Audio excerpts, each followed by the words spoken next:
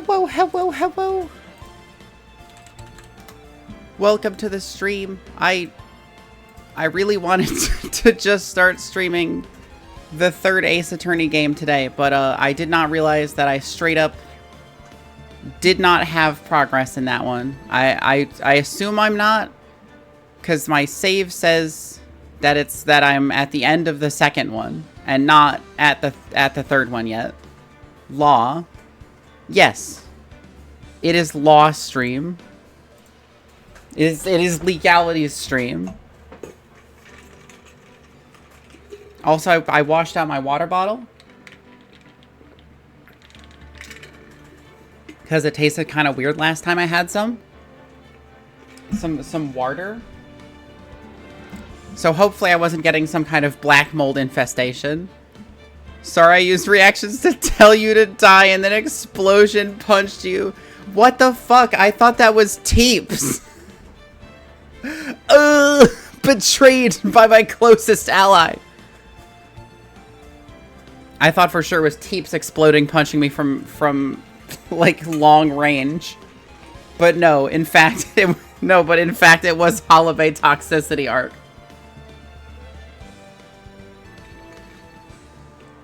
As recompense for the many 1-inch punches that I've attempted to annihilate her with. Have to keep you on my beans. I'm always on my beans. There is simply no way for me not to be on my beans unless I have my flippy floppies or my special shoes on. I'm always on that fucking beans. Recompense for a lifetime of $4 coffee beverages. Look, sometimes I just don't feel like making my own coffee. I do that for a job. I don't need to make my own coffee. I can get somebody else to do that for me. Maybe when I wouldn't have to do it in the cafe, we'll spend less on delicious coffee beverages out and about.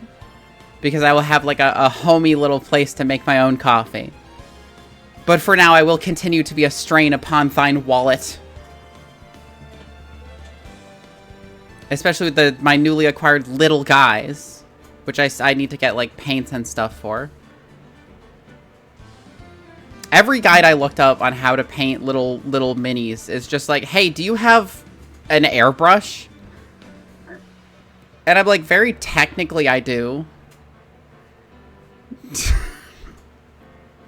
It's like very technically because I got one when I was in high school and it's hooked up to like the air compressor in my dad's garage, so it's loud as fuck, and it's like made for painting like vehicles. I don't know how to set up a miniature painting station, and I have so many little guys I've so joyfully put together. Because it's like, I got a bunch of Tau, and everybody's just like, don't ever try painting Tau unless you have an airbrush. You have a Pash one made for models. Ooh, how fancy. I just need to relearn how to use one, because I did at one point, and now I don't remember. Anyway, law.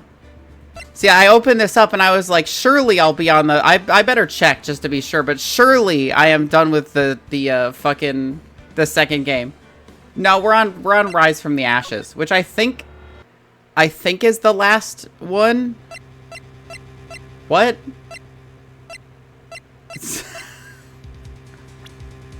What? What was happening? Oh, this isn't even the second game. I forgot we weren't even in the second game. We were in the fucking in Rise from the Ashes, which is basically a second game size DLC for the first game. I was thinking you were playing the first one. Maybe I was. Oh my god. Did that you purposely and illegally concealed this piece of cloth? I did.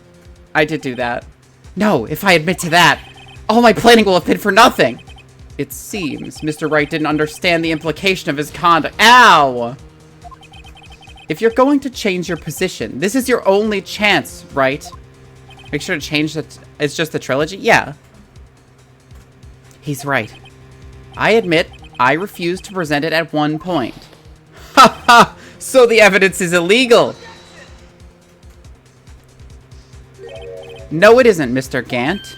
Huh? It's not that I didn't present evidence then. It's that I couldn't. What do you mean you couldn't? There are certain procedures involved when presenting evidence. No, Ajit, don't listen to his lies. He's nothing but a coward. You can't really believe... There is only one issue left to be resolved in this trial. Is this evidence legal or not? Very well, let us settle this once and for all. Earlier, you refused to present evidence.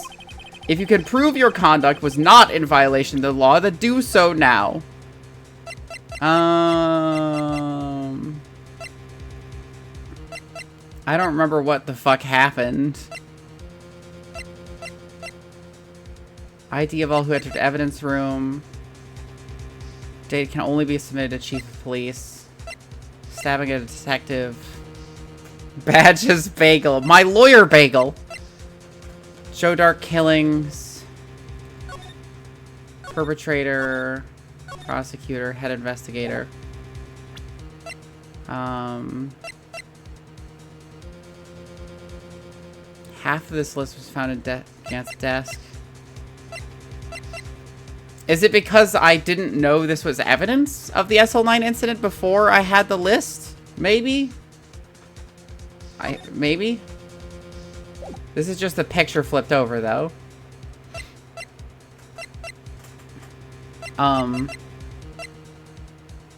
This is literally just me gonna be guessing, because I don't fucking know. Is it just the 2 rules of evidence law? No evidence shall be shown without the approval of the police department. Unregistered evidence presented must be relevant to the case on trial. That's what it was. This is it.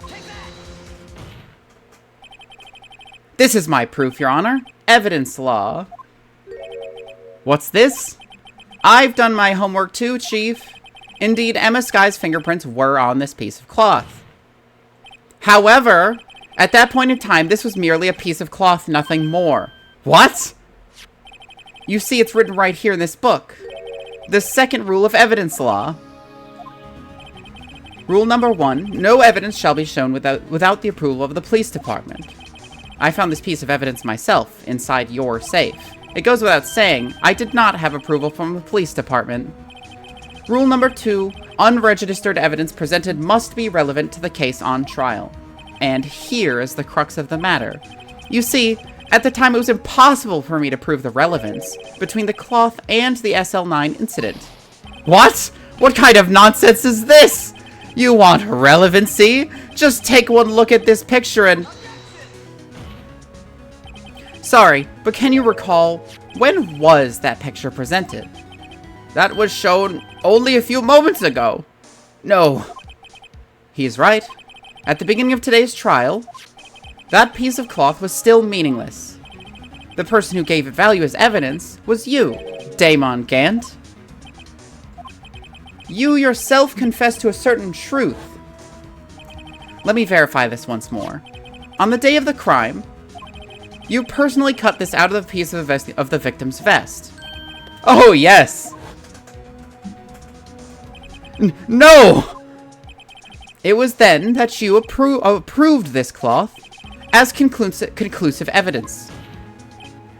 Yes, you, the Chief of Police, personally approved this cloth. The only person who could have cut this from the victim's vest is the one who stood before Prosecutor Marshall in his final moments. In other words, the real murderer. And there's only one person who that could be. Damon Gant, the killer was you.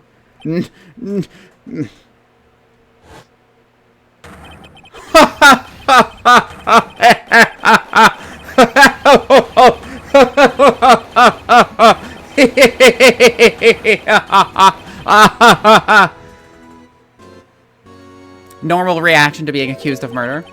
I knew I should have gotten rid of him. That good-for-nothing scum! For 2 years, he's been snooping around the department trying to get something on me. Crimes are being committed every day. Yes, he insisted on hounding me. Well, your crime wasn't exactly petty. He wanted to reinvestigate the case. He recruited Angel Starr, then convinced Bruce Goodman. Detective Goodman? Yeah, that's right. If the evidence is transferred, I'll lose my only chance to find out the truth. Please, you gotta help me. Bruce Saul Goodman. His friends called him Saul. Goodman turned him down, as he ought to. Still, Jake Marshall didn't know when to quit. He stole Goodman's ID card and tried to take the evidence. Goodman came to me that day. He wanted to file a lost item report. I went with him to the evidence room. Then all of a sudden he decided to speak out. What are you talking about, Goodman? Could you please reopen the investigation, Chief? We can't transfer the evidence out. There are too many questions left unanswered. He opened his evidence locker, and as he was taking the evidence out, he said, "It's not too late. I'm gonna hand this all over to Marshall." Well, to be honest, I was a bit taken aback by his words. I had a bad feeling when he came to see me, but I never thought he'd bring up SL9. That's when I saw it. That accursed knife.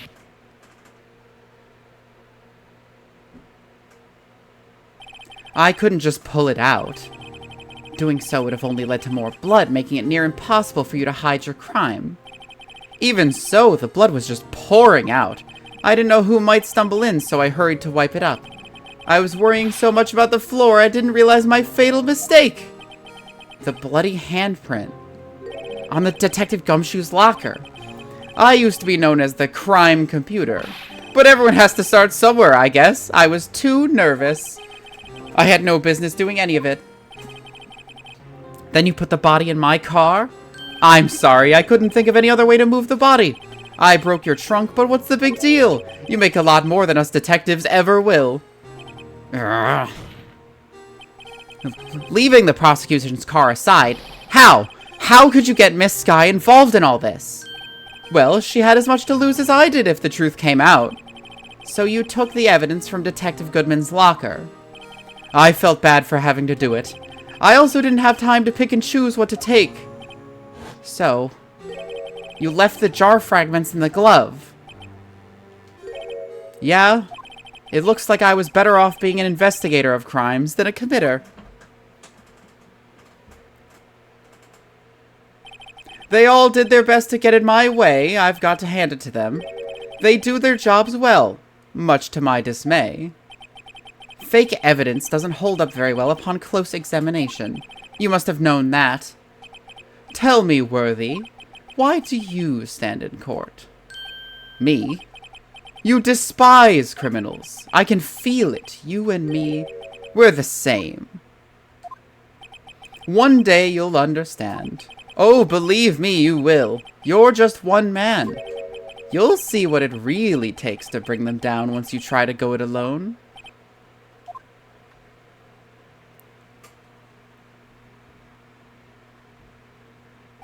Well, looks like it's time to say goodbye.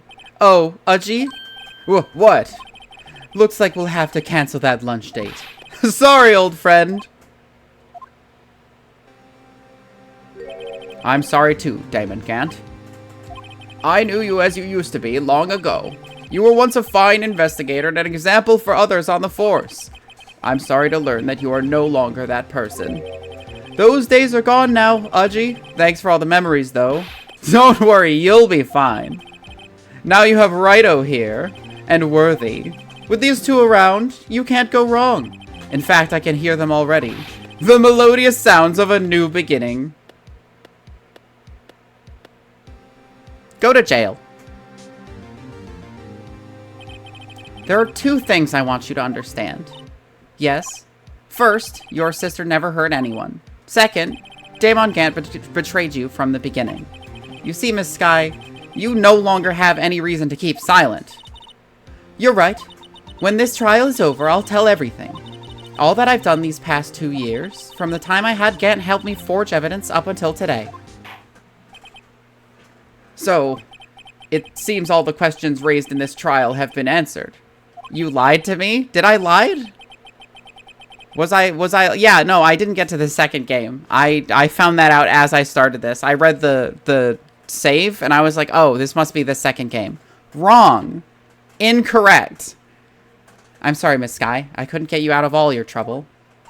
I thought I fucking missed Ace Attorney too. It was unintentional. My, what high standards you have for a rookie. I can see why Mia thought so highly of you. Who knows, a few years from now, you just might make it to the top.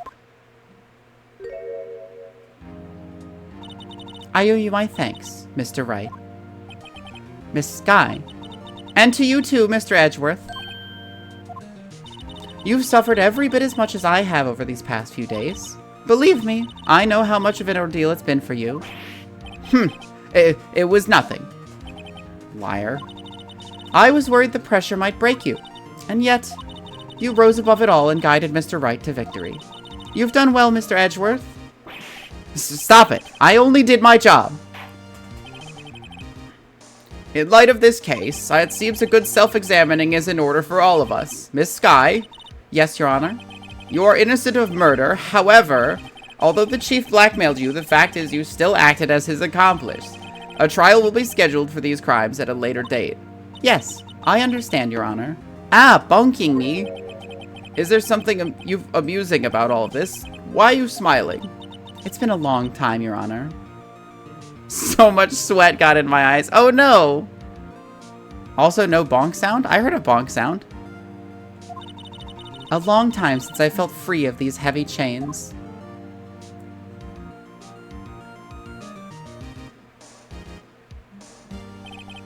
Well, this trial has gone on far too long already. Regarding the charge of murder, this court finds the defendant, Miss Lana Sky, not guilty. Woohoo! Yay! Yippee! Woohoo! Yay! Yahoo!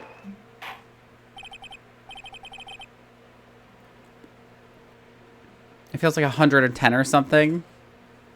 The honor finds you Pog Champion. That is all. This court is adjourned. February 25th, 5:03 p.m. District Court, Defendant Lobby Number 2. At long last, it's finally over. Emma? Why the long face? I'm sorry your sister didn't get completely off the hook, but at least she wasn't convicted for murder she didn't commit. No, that's not it. Just now, after the trial ended, I can see why Mia Fey thought so highly of you. I owe you my thanks, Mr. Wright. Is this the 2 times she smiled?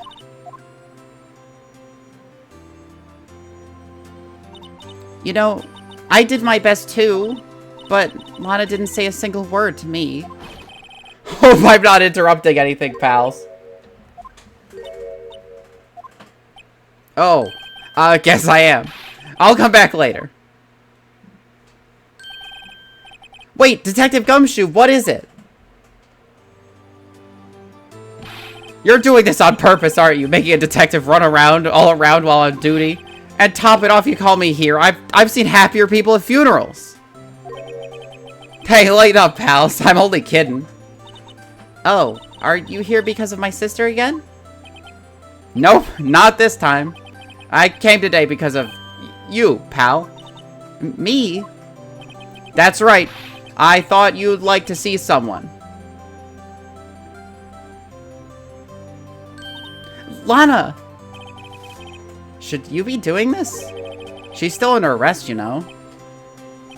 Well, I won't tell if you won't.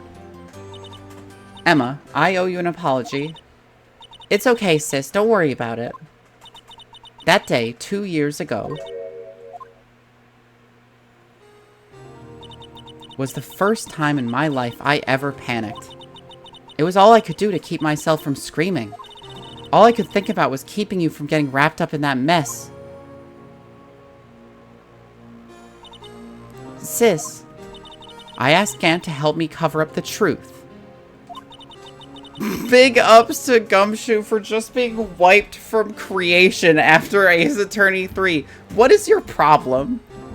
I thought I was doing it for your sake, but now I realize I was wrong. I changed after that day. I had to. It was the only way I could make it through the past 2 years. I knew how much I was hurting you by distancing myself, but I couldn't bring myself to tell you what I did. I was scared. Scared that you'd look at me with those eyes of yours. I was scared of how you'd react if you knew.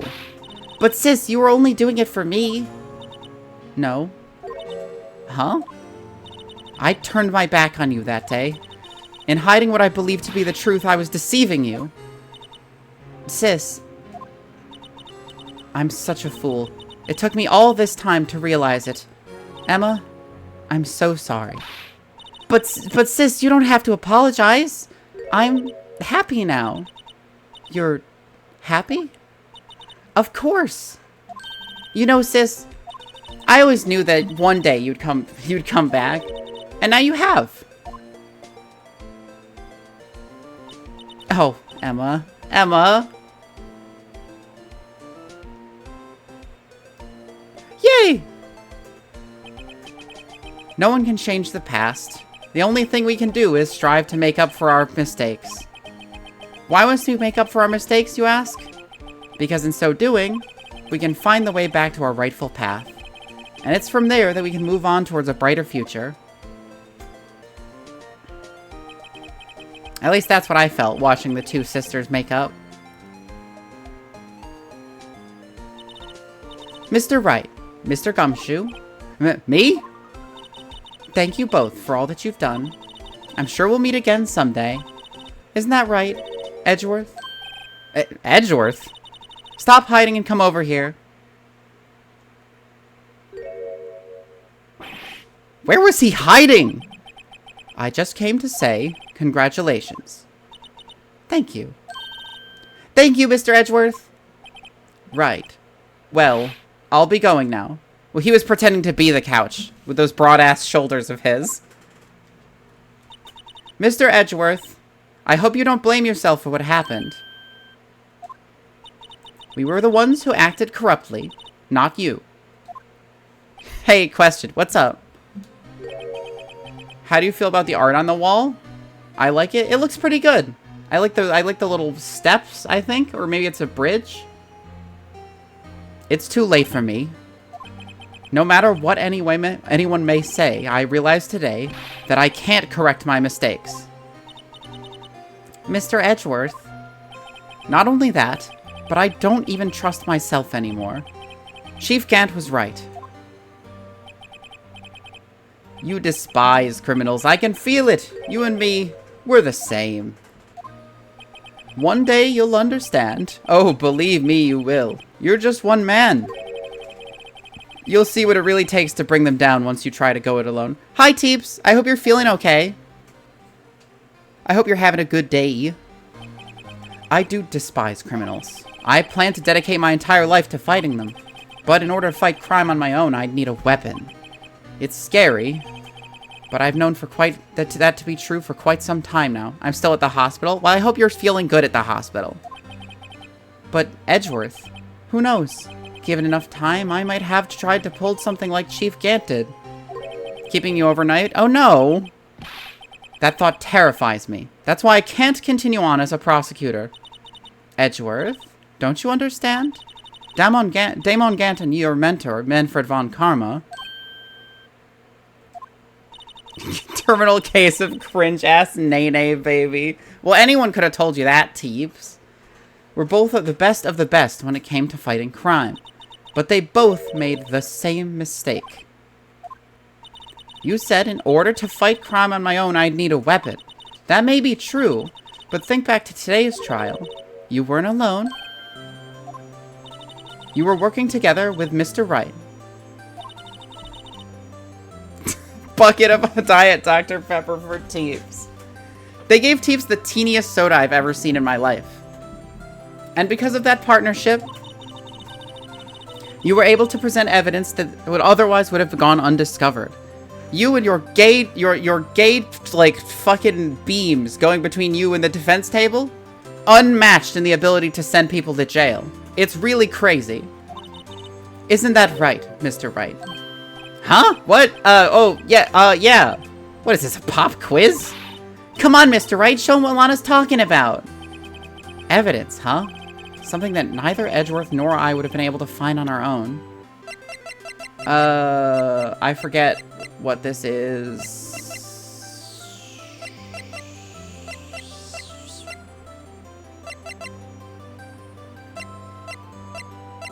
Is it this thing? There's two different pieces. It's this thing? Okay. I never know which thing like, these trials take so long that I never remember which fucking thing I'm supposed to present. I can't believe you remembered that. That's the picture I drew. Our counterattack began with this. You had one half of the evidence list, and I had the other. Apart, we wouldn't have been able to completely restore Emma's picture. That didn't just happen by chance, Mr. Edgeworth. The next longest one is like the final one of AA3. They changed the JP keyboard to fucking T9? What do you mean? It's time for me to go. Mr. Edgeworth, if you'll excuse me, there are still some loose ends that need wrapping up. Take care, Chief Prosecutor. Like on your phone? Because I know you have to hit it twice to... Yeah, like, are you doing, like, the fucking, like, Japanese typing keyboard, like, swap from the English one? If you hit it twice, it should go to, like, a normal character keyboard. Edgeworth, what will you do now? Well, whatever you do, just remember, you can let what happened kill the prosecutor in you, or you can let it help you grow. In the end, it's up to you. I know. It seems I owe you my thanks too, right? But what I face now is my problem. Edgeworth, I'll be waiting for you in court. Farewell.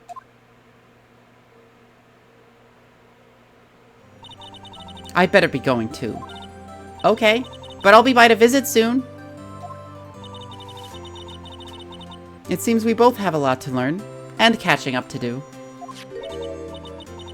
Here, this is a little something for you. Scientific investigation! Yay! Scientific investigation? It's the first book I ever bought. Study it well. That's the first book you ever bought? Thanks, sis. I will.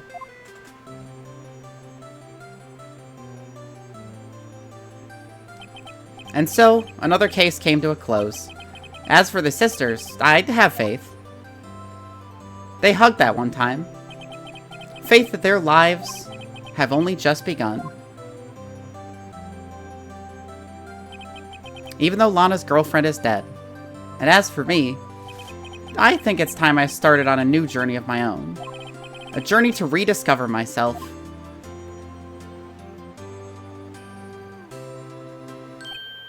Well, don't go trekking off yet just yet, pal. Huh? What is it, detective? There's just a little matter to be resolved about the chief prosecutor. You see, she isn't supposed to be out of jail like this. But I thought you said it was okay. Yeah, well, it may be okay with me, but the folks in the prison are a different story. Huh? Basically, I had to bribe a guard in order to sneak her out for 30 minutes. Believe me, it wasn't cheap either. Huh? Way to go, detective. I didn't know you had a wild side. Yeah, well, you see, Mr. Right here's the one who'll be footing the bill. Huh? Huh? What, you think I could afford it with my salary? You gotta be kidding me, pal. Huh? Huh? Huh? Thank you, Mr. Wright. You're the best. Why is it I suddenly feel like I want to scream? Hey, I got an idea. Why don't we all go pay it off together? Yeah, that's a great idea. Come on, guys, let's go.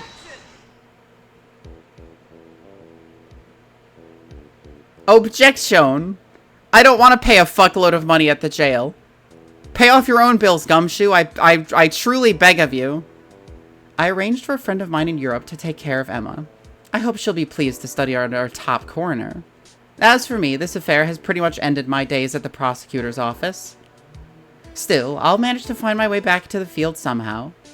Then, I'll be able to investigate crimes together with Emma.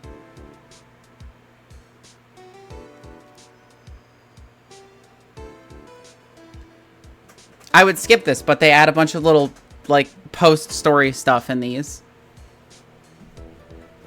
So we can move on to the fucking, I didn't know Lana with a Ventolin, you can't do shit.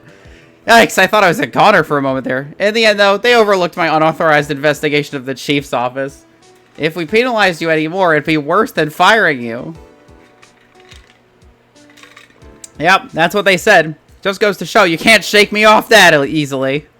He's making like pennies an hour. They've cut his pay so much.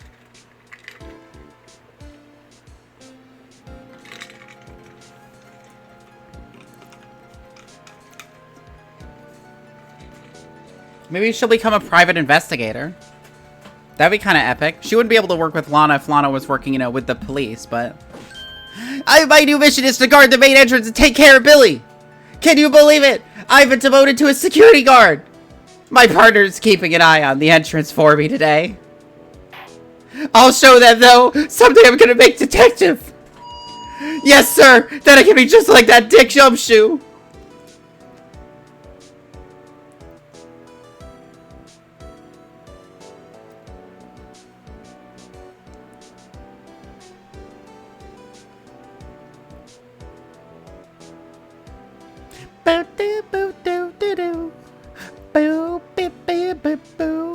Yay!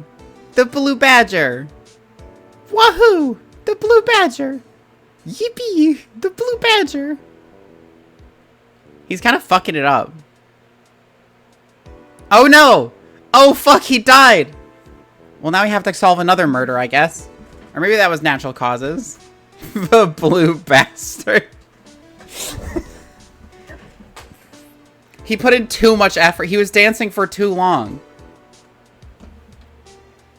What is it? Can't you see I'm having me a showdown with a steak lunch, partner? Miss Starr managed to sneak this into me. She's seeing one of the guards, as it seems. Well, cowboy, looks like you did it. You even gave Bambina back her smile. Can you make sure Billy and the gang get their water? Oh, that's not my job. That fucking screaming kid is doing it. But they'll get water, probably. Maybe. Looks like we won't be seeing each other for a while. As a farewell gift, I put a new meal on the menu. The Right Way Lunch. The top layer tastes as bitter as defeat, but the bottom layer is as sweet as victory. Kids seem to dig the turnabout theme. It's a hot seller around exam time. Just make sure not to eat it backwards.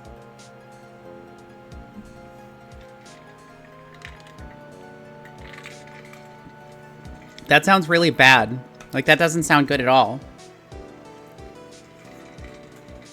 Like, to be frank, that sounds kind of shit. I'll never forget what that young defense lawyer said after the trial. Let's see, what was his name again? Mr. Left? Anyway, he said he's been doing something or another for how many years? Well, anyway, I've got another trial to get to, so I better be... Huh? Oh, no, I forgot my gavel. Sorry, I gotta go. Fennec's wrong. Bird left.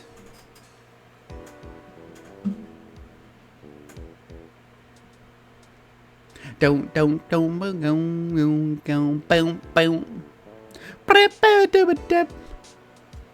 Hank East. Ah! Nothing soothes the soul like fresh country or... I screamed for no reason. Still, sometimes I do miss hearing you and your objection. Still, I can't go back until I'm a full-fledged spirit medium. Mystic Maya, afternoon training's about to begin. Coming! Well, see you around, Nick. Me when I'm enjoying that fresh mountain air. Ow! Ow! Ow! Up. Up. These are long credits. They're kind of cute, though.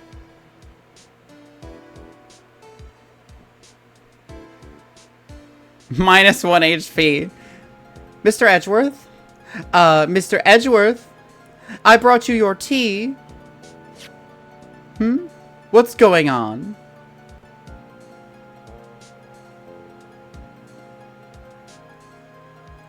He found a piece of paper! Holy fuck! Hank East is literally the best part of DR4, and it's like a throwaway gag on the door of the room he's in the opening cutscene. Thanks for coming to see me off. I can't believe I'm going to Europe. Thank you, Mr. Wright. Thank you so much for everything. I'm a little sad, but I'll be alright. Whenever I want to see Lana, all I have to do is open this book.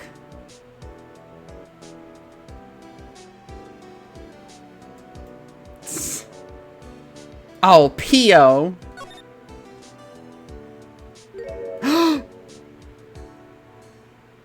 Oh, yay.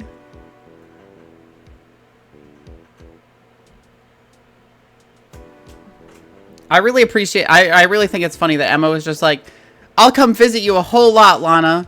And then Lana's just like, I sent her to Europe. I sent her far, far away.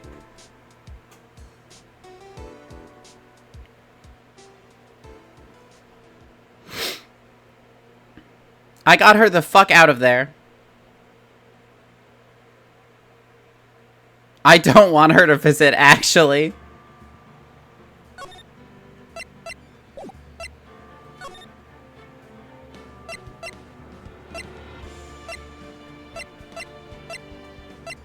Justice for all.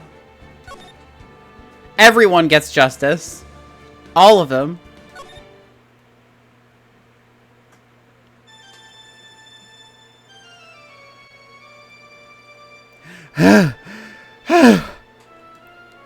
Ugh, how did I get into this mess? That's far enough. You can't run forever, Mr. Phoenix Wright.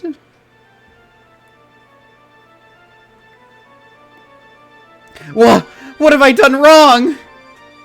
I cannot allow you to go on like this.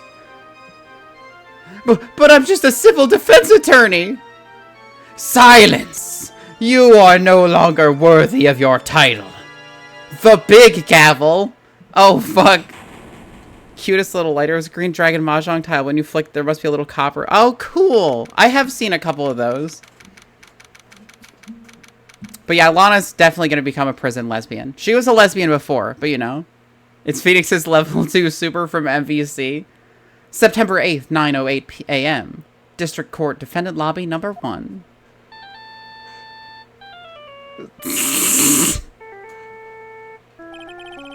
What a nightmare. I bet it was this ringtone that caused it. I really shouldn't be dozing off right before a trial starts any. Also, why do you have like a vampire's ringtone?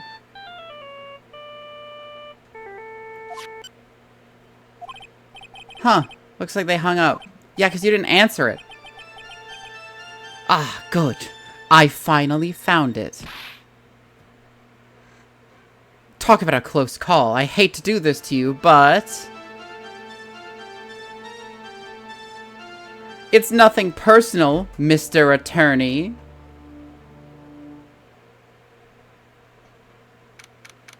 A few minutes later, District Court, Defendant Lobby number 1.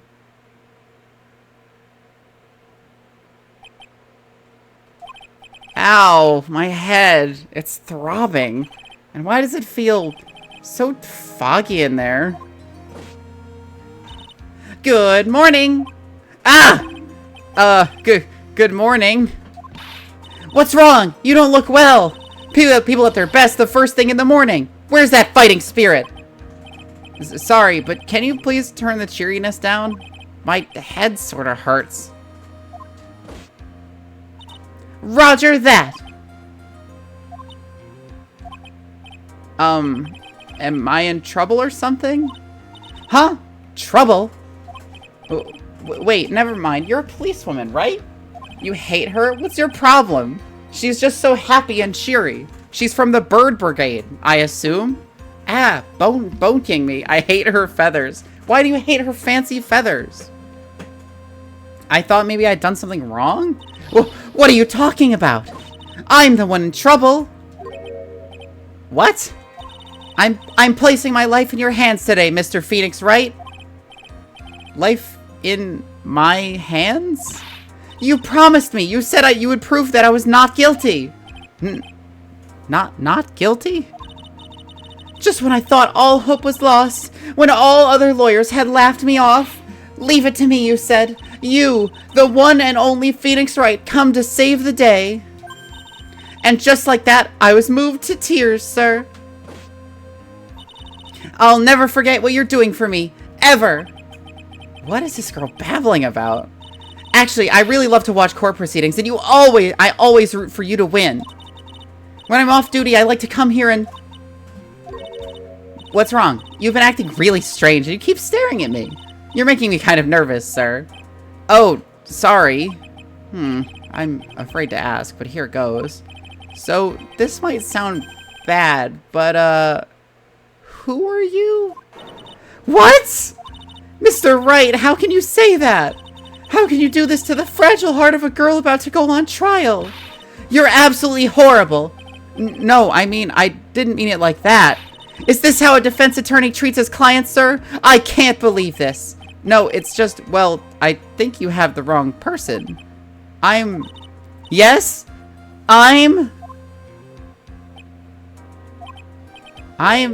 Who am I? Why am I drawing a blank? The trial will begin shortly. Will the defendant and her lawyer please proceed to the courtroom immediately? The trial's about to start. I'm counting on you in there, okay? Because he hates women and only loves Edgeworth. I don't think he hates women. I think he's just gay. I guess I must have amnesia. Let's see. What can I piece together? From the sound of things, it's probably safe to say that I'm a defense attorney. And that girl, I said I'll prove her not guilty. I can't believe I made such an irresponsible promise. Ah, someone, please! Tell me this is just a bad dream! Why do I get the feeling this is one dream I won't be waking up from? September 8th, 10 a.m. District Court, Courtroom number 2.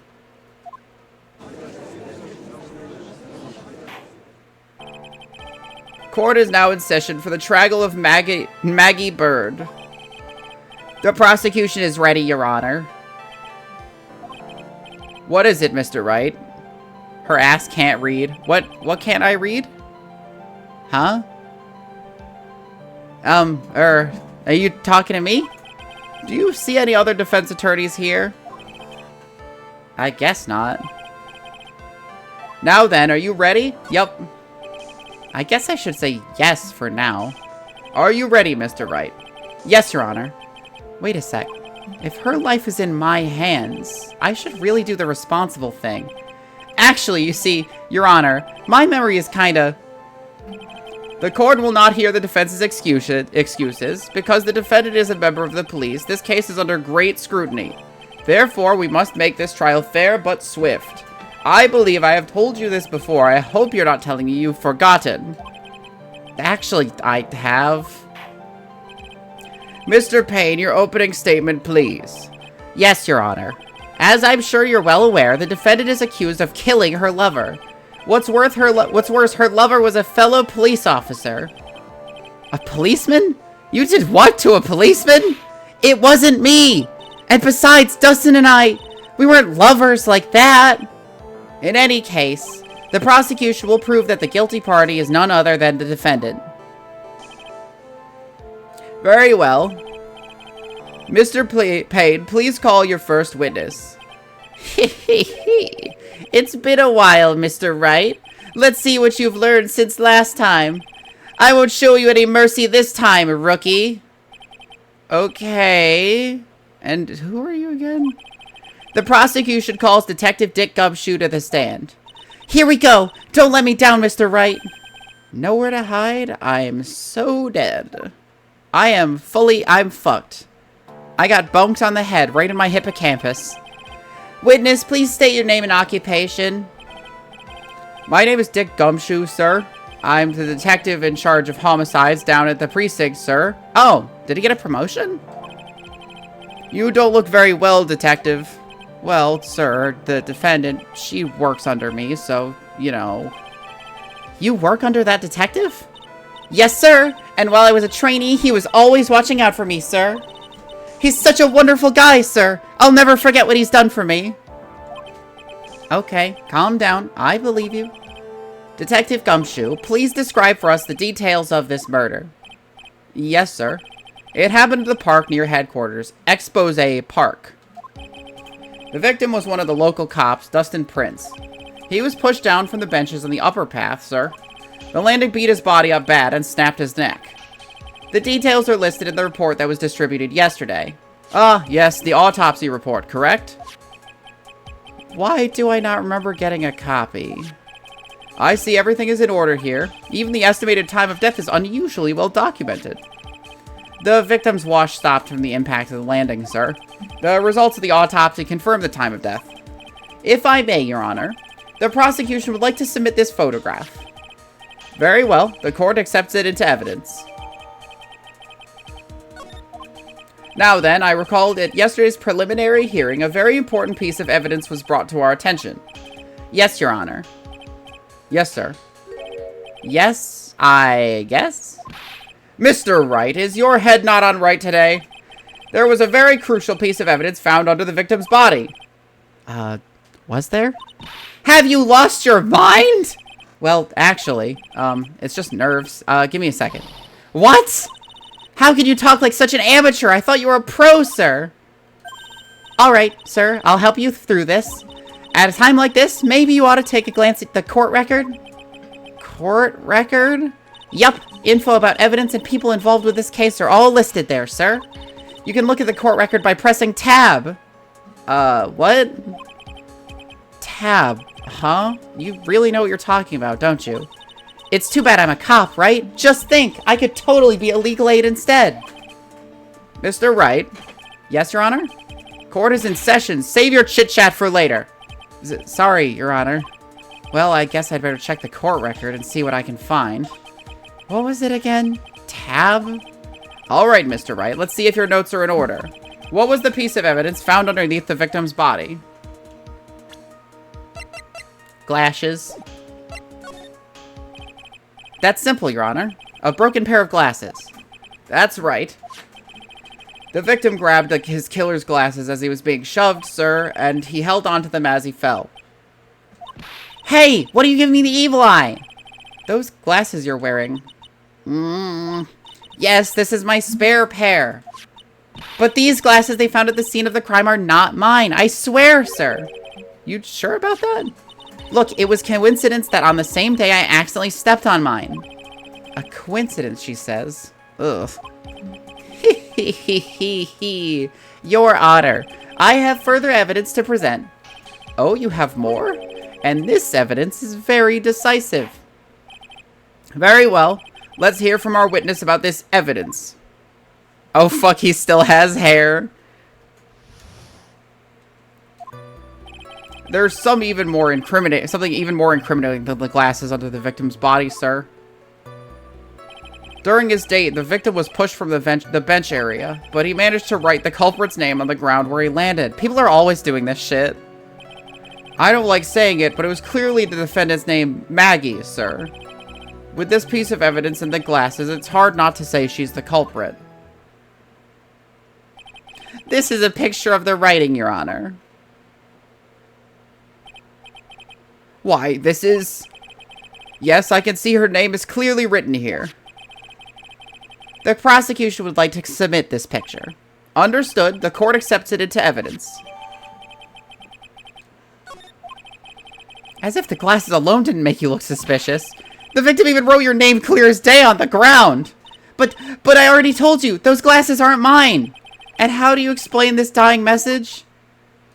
It's a conspiracy. I'm not guilty, sir. Mr. Wright, you may cross-examine the witness. cross-examine? This is it. I'm counting on you. Sure, but what am I supposed to do? What? This isn't like you at all. Normally, this is the part where you get in the witnesses' faces. Get in their faces and do what? I guess there's no way around it. Okay, I'm gonna lend you a hand. The prosecution's witness and all hide things from the court, which means they lie from time to time. Lie? But isn't that detective your superior? Well, even if they don't mean to lie, sometimes people just remember things wrong. Like that detective. He does sort of look like a scatterbrain. It doesn't matter. Either way, it's bad for us, sir. That's why when you question witnesses, you have to find and expose their lies. Mr. Wright, your cross-examination, please. Yes, Your Honor. Talk about trial by fire. Here goes nothing. As long as I can expose the lies, we should be all right.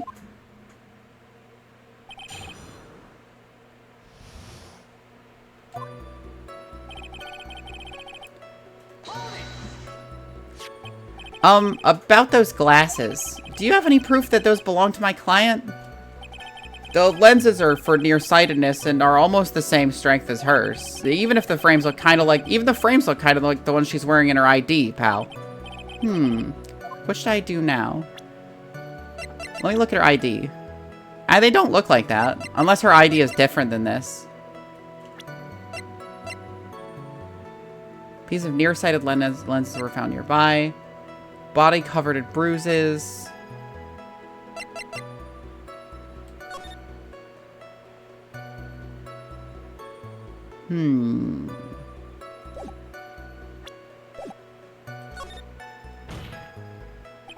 Hold it! Almost and kinda are not good enough in a case like this. Do you have more definitive proof? Is there something that clearly links the defendant with those glasses?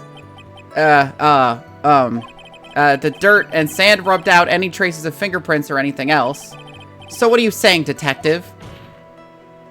Is that you have nothing to prove that those glasses are my client's? Something like that. What? I see. So there is no proof. Wow, that was amazing! I could totally feel it down in my gut.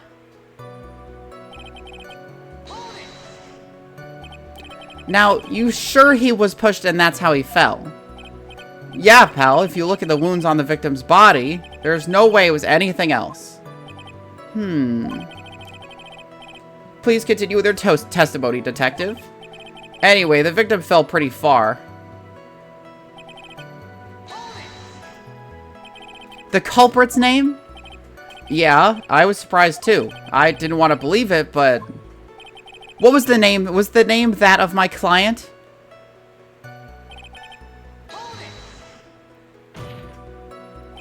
Are you absolutely certain?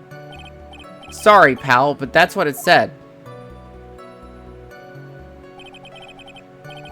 Here's a picture of it. No matter which way you look, it still says Maggie.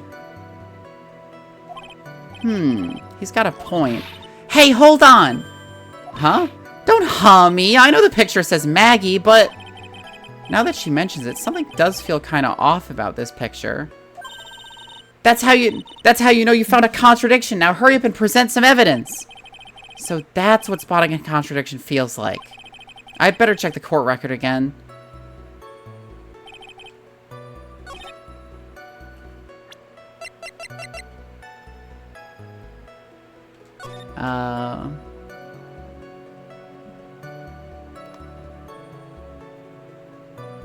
It does say Maggie. I don't know what they were trying to point out to me.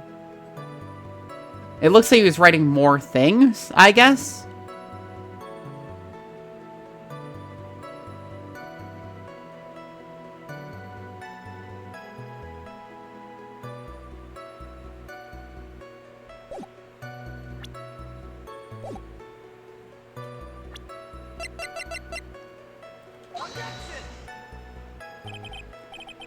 Okay, so that doesn't say anything. Dying in the tutorial.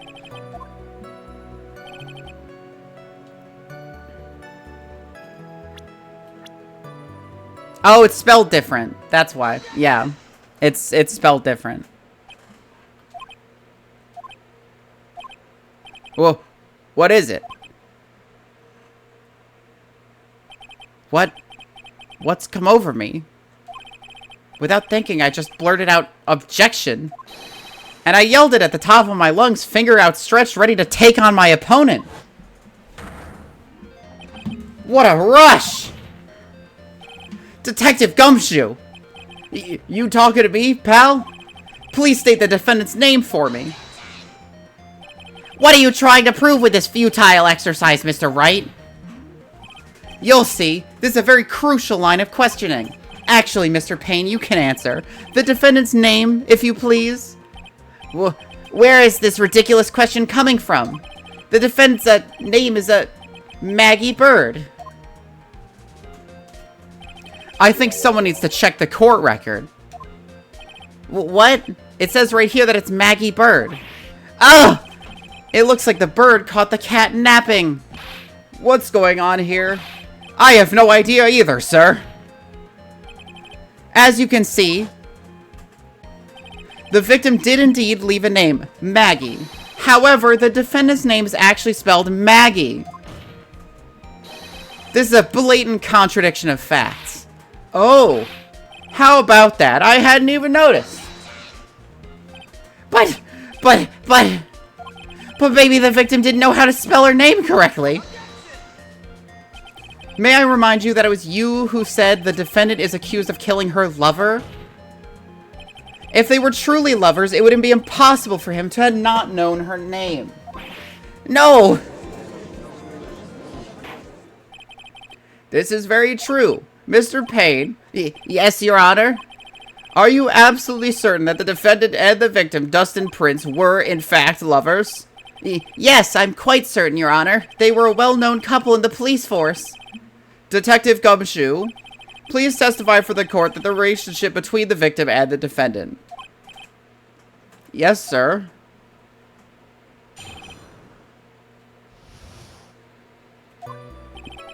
Officer Prince and Officer Bird had been going out for almost half a year.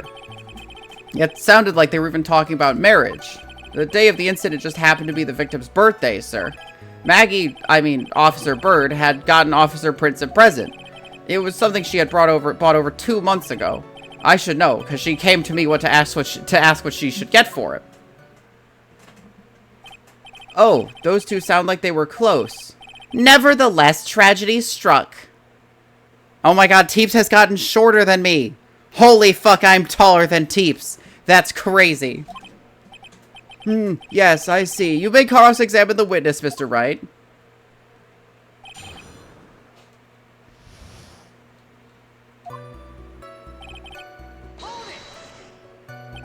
How do you know about this? Every year in March, we have a training camp for us cops. Officer Bird was a rookie at the time, and she and Officer Prince seemed to hit it off. They got close, I take it. Actually, I was supposed to go too, but I couldn't pay the deposit for the trip, so I didn't.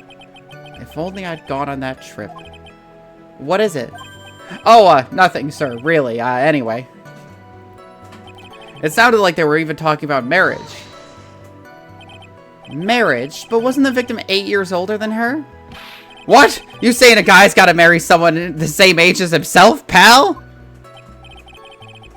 No, that's not what I meant at all. Gumshoe gets paid in instant ramen and oyster crackers. So real. You haven't added your newer emotes to the adjustment beans redeem. I don't know what that is. Detective Gumshoe and Dustin were only a year apart, you know? Ugh, I think this fella has a ways to go before marriage. Mind your own business, pal!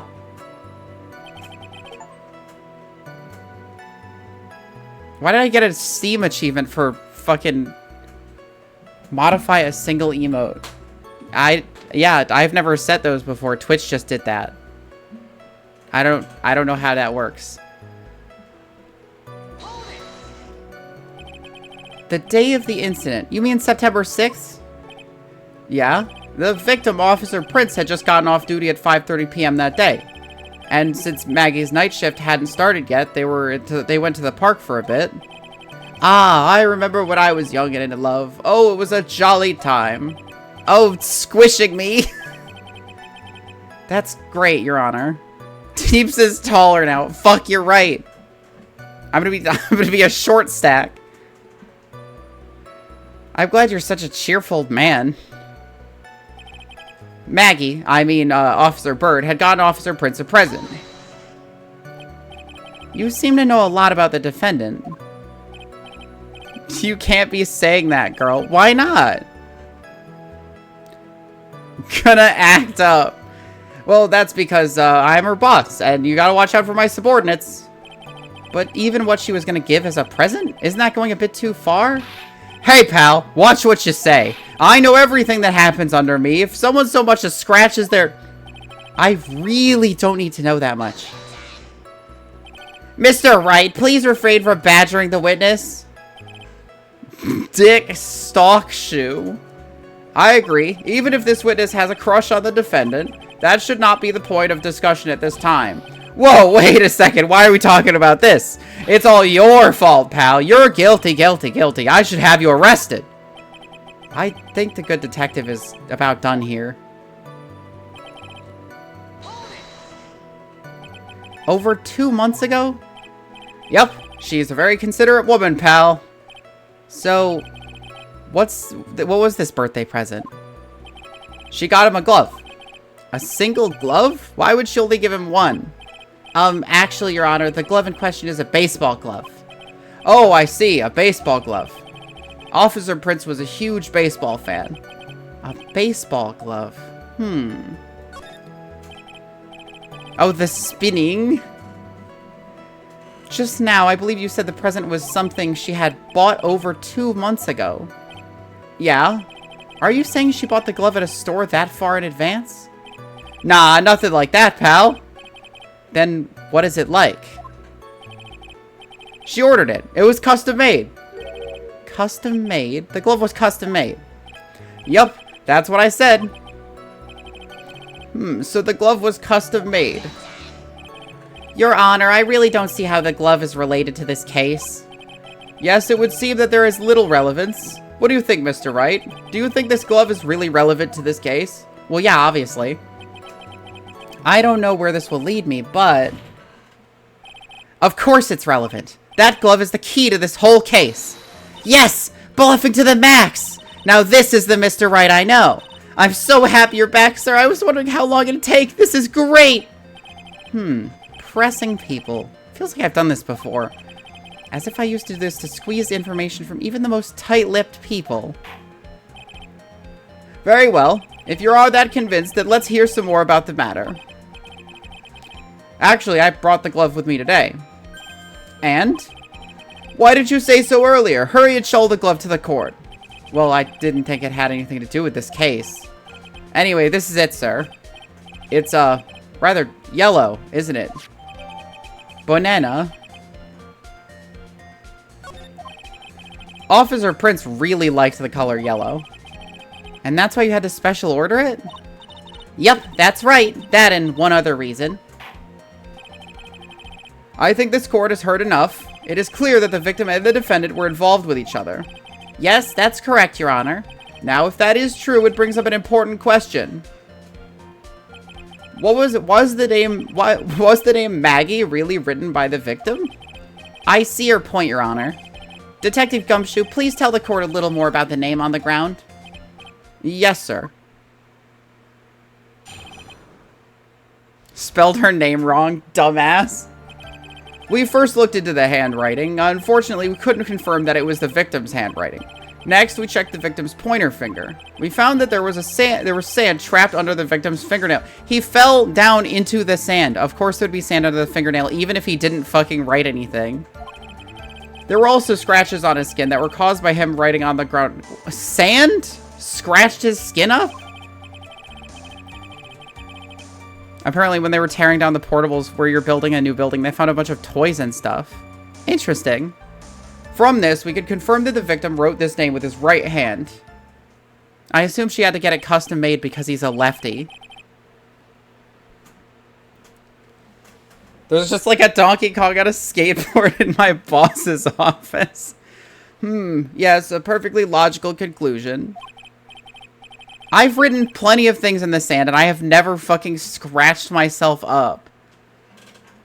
Like, did they, like, find a microscopic, like, fucking, like, scratches on his skin? Because because once again, he fell, like, a really long distance into sand. I eat plenty of sand and never scratched me. See, Teeps knows what they're talking about. Now then, Mr. Wright, you may cross-examine the witness. Thank you, Your Honor. I'm gonna go straight for the right-handed thing.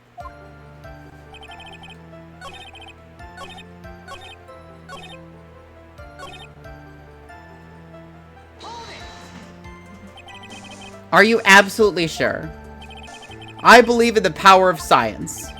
I wonder if my evidence is solid enough to counter with. Listening to this, you would think there was only one conclusion, that the name was definitely written by the victim. But don't you think that it would be really strange, sir? If Dustin really wrote that message with his right hand, do you think I would have gone through that much trouble to get him his present? The present? What about it?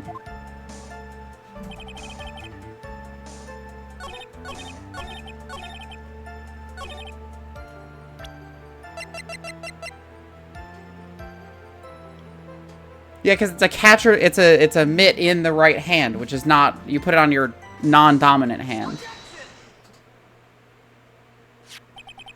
Detective Gumshoe, take a look at this. That's the glove, right? Could you tell the court what is special about this glove? What's special? Never really thought about it, but, it's really yellow, and, that's about it. Yes, it's really yellow, but that is only one of its qualities. Huh? Because I used to play T-ball as a kitten. There's another reason why it's special. And what would that be? It's very simple. This glove is made for a left-handed person. Left-handed? Why, you're absolutely right. This glove is made to be worn on the right hand. That's why it had to be custom made. I have never seen a bright yellow left-hander's glove for sale. Have you? Well, no. So, detective, which hand did the victim use to write the name with again? That's easy. Look, it's obvious from this picture that it was his... Wait a sec. Don't forget that the victim was left-handed. Ugh! I object. Overruled. Mr. Wright, I would like to know what your line of reasoning proves.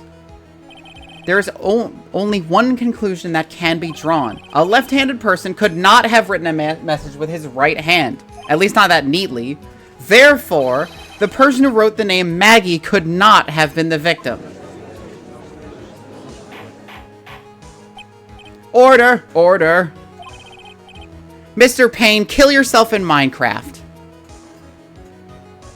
What do you think about it that way, then yes.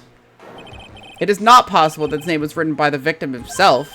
Then that means Maggie is... No, it's not possible! Mr. Payne. Yes, Your Honor. The evidence the prosecution has presented has failed to prove the defendant's guilt. In fact, I believe you have proven her to be innocent. No! All right, you did it, Mr. Wright. Whew, I feel like I could breathe again. It seems that we have reached the conclusion. You did a fine job once again, Mr. Wright. Me, Your Honor? Well, thank you, sir. See, you got complimented by the judge again. You're really good. And that's why you can't give up being a lawyer, sir. Are you joking? I'm more than ready to retire. I will now announce my verdict. The court finds the defendant, Maggie Bird... No! Not yet! I mean, please give me a few more minutes, Your Honor. Well, what is the meaning of this, Mr. Payne? The prosecution is not finished yet. What do you mean? We would like to call our next witness to the stand. What? Well, yeah, we haven't called the killer to the stand yet, so... And what did this witness...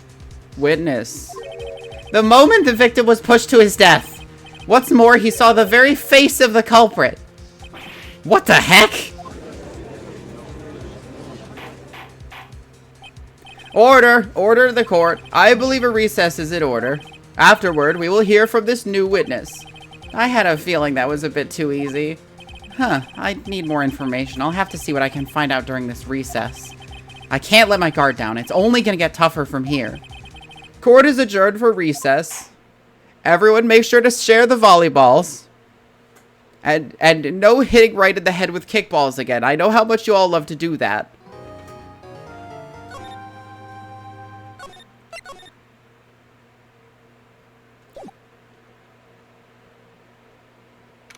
September 8th, 11:43 a.m. That only took an hour and 43 minutes. District Court, Defendant Lobby Number 1. Amnesia? I can't believe my lawyer's trying to defend me in such a state. Why didn't you tell me, sir? I'm sorry I didn't mention it to you. Oh, I know what to do. I heard you can fix something like this with a really strong shock to your system. Come on, lower your head a little. A Maggie kick should be all you need. No, I think I'll pass on this one. Come on! I'm sorry. Whenever I see someone in trouble, I have a hard time leaving them alone. I tend to stick my nose where it doesn't belong and try to tackle everyone's problems. Well, my head's one problem you won't be tackling today. Is she, like, looking at me with, like, big fucking eyes? Yeah, she is. She's, like, glancing at me with her big fucking anime eyes. Well, we're here to solve your problem first. We can deal with mine later. For now, do you think you can fill me in on a few things? Of course. I'd be honored to. Well, I guess we'll start with my name, and then I can tell you about me. No, that's okay, really. I think I know you and your name pretty well by now. Whenever I see someone in trouble, I get the urge to kick the fuck out of their head. Look, whenever I see someone in trouble, I just spring into action. I fire off a couple of spin kicks, maybe an axe, and then they're good to go. I was wondering if you could help me figure out a few things about myself. So, my name is Phoenix, right? What a weird name. This is serious. You really don't remember. I'll tell you what, sir. You can have this back and maybe it'll help. This is a business card? I got this from you. It's my most prized possession. You can borrow it for now, but please give it back, okay? Okay. There are some numbers written on the back. Oh, that's your cell phone number. That's sad. I guess for now we should stop talking about me and start talking about this case. This case? Yup, can you think of anything that would be helpful for me to know? What can I tell you? I can't think of anything other than the incident with the cell phone. But, cell phone? Yeah, your eyes lit up when we talked about it at the detention center, sir. Hurry up and tell me. This might be very important. My prized possession is this mass-printed business card with a phone number handwritten on the back. Okay, Roger. It was on the day of the crime, just before 6 p.m. I picked up a lost cell phone while on the walk with Dustin.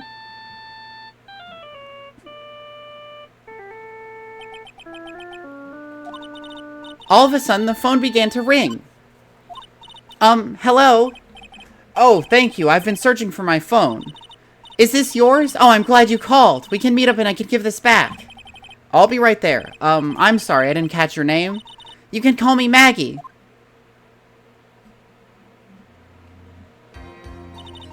We agreed to meet up at 6 p.m. Dustin and I waited for the person to show up, but they never did. So where is the phone you found now? I gave it to you yesterday. Huh? To me? Is that the phone in my pocket? You mean this? Do you think it has anything to do with the murder? I don't really know, but if my eyes lit up... Ah! You were here all along! You're so mean! I called you a million times, but you wouldn't pick up. And when I went to check in the courtroom, everyone had already left. Ah! Now, who the heck is this? Let me guess. I'm supposed to know this girl, too. Hey, good morning, Maggie. And a good morning to you, too, Maya. So, how's it going? Is there a word for worse than abysmal? Oh? And what if I said that everything will be fine? That's right, it's Maya to the rescue with ultra-decisive, super important evidence. Here you are, Nick, the thing you wanted me to bring. Huh? Thanks. What the heck is this, a list? It has about 20 people's names and phone numbers written on it. It was kind of tough, but I managed to dig up some dirt. It looks like these guys are up to no good. No good? As in, there's a group of con artists the police are currently investigating. I think these guys are members of that group. A list of unfamiliar names and phone numbers. Members of a con artist group? Why would a group of con artists pop up in a case like this? Don't look at me! And where did you get this list from in the first place? What? Don't you remember, Nick? You're the one who asked me to look this up yesterday. Oh, is that right? These numbers were in the memory of that phone Maggie found. So that's where they're from. You're awfully forgetful these days, Nick. I hope I never get to be a forgetful prune like you. Maya, actually, Mr. Wright is... Mr. Wright, recess is now over. Please bring the defendant and return to the courtroom immediately. Oh, oops, guess you have to get going. We can talk about you being old later, Nick. Wish us luck. I guess I have all the pieces now, more or less. All that's left is to put it all together. I'm not gonna lose this, I can't. Going senile in his old age? 24? Come on, Nick. Better get a move on. Yeah.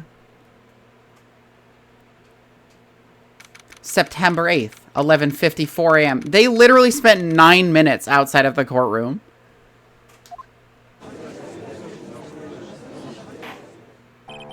Court will now reconvene. Please call your next witness to the stand, Mr. Payne. Yes, Your Honor. But before I do, if I may say a few words. What is it, Mr. Payne? It's about the next witness. He has a tendency to say things that rub people the wrong way, you see. So I ask that the court might be a little lenient on... There is no need to give a preface. Just hurry up and call your witness, please. Yes, Your Honor. The prosecution calls its next witness a drifter who is taking a walk on the park of the day of the murder.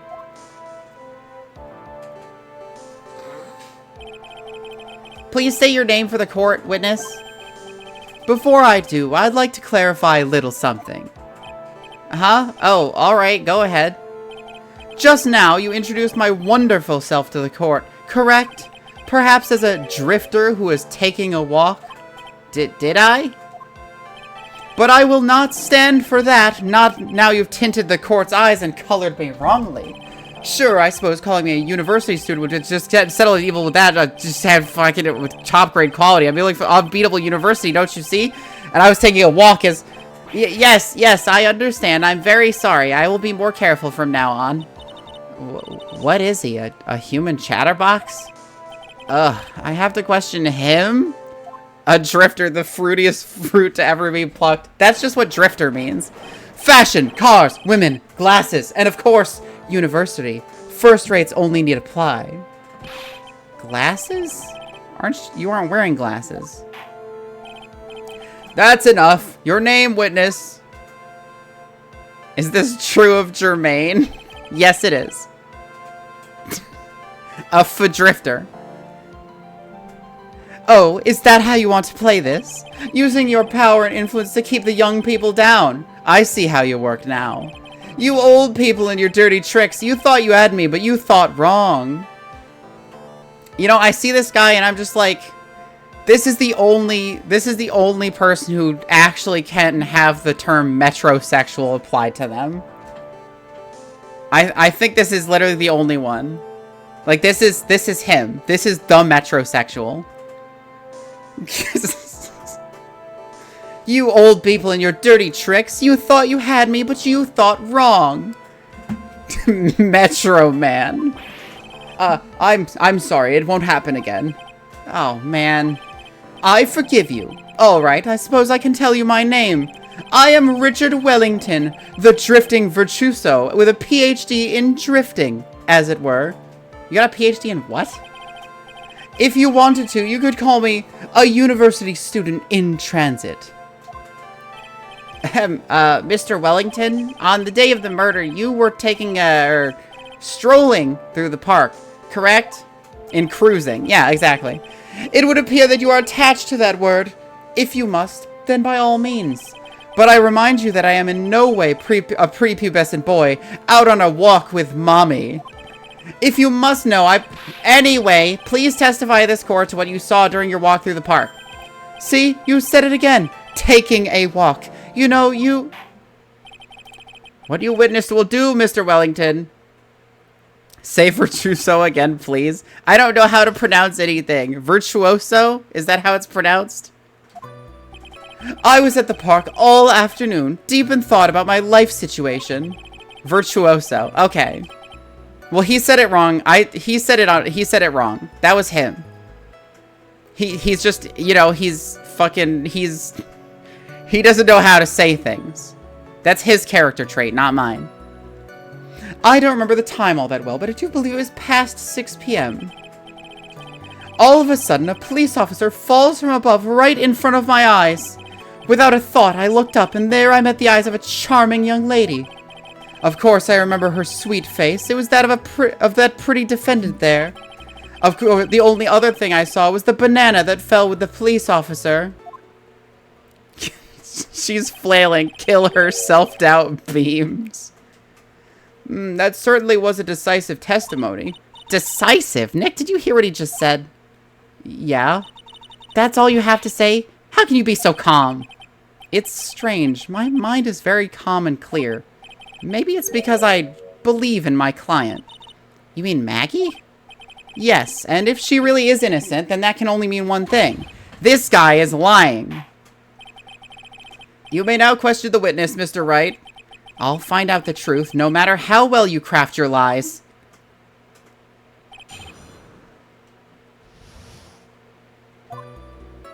First of all, it's not a banana. It's not a banana. The banana? Well, it was actually more than just one. More like a bunch of bananas. Now, what would a bunch of bananas be doing there? And why would I know such a thing? I'm only telling you what I saw. That's really strange. Maggie never mentioned anything about a bunch of bananas. That's it, Nick. He's got to be lying about the bananas. I mean, he's just wrong about the bananas. There's no reason for him to lie about there being bananas at the crime scene. And what if it's not a lie? Well, maybe he thought he was seeing one thing and it was something else? If he mistook something else for a bunch of bananas, then that would be an inaccuracy. Think, Phoenix, think. If my client is innocent, there's no way he could have seen what he says he did. Which means if we can somehow show he's lying... Yeah, that's exactly what we need to do. She's right. She's got a sharp mind, but I just wish I could remember who she is. Just read the name cards, Nick. Fuck. Is everything okay, Nick?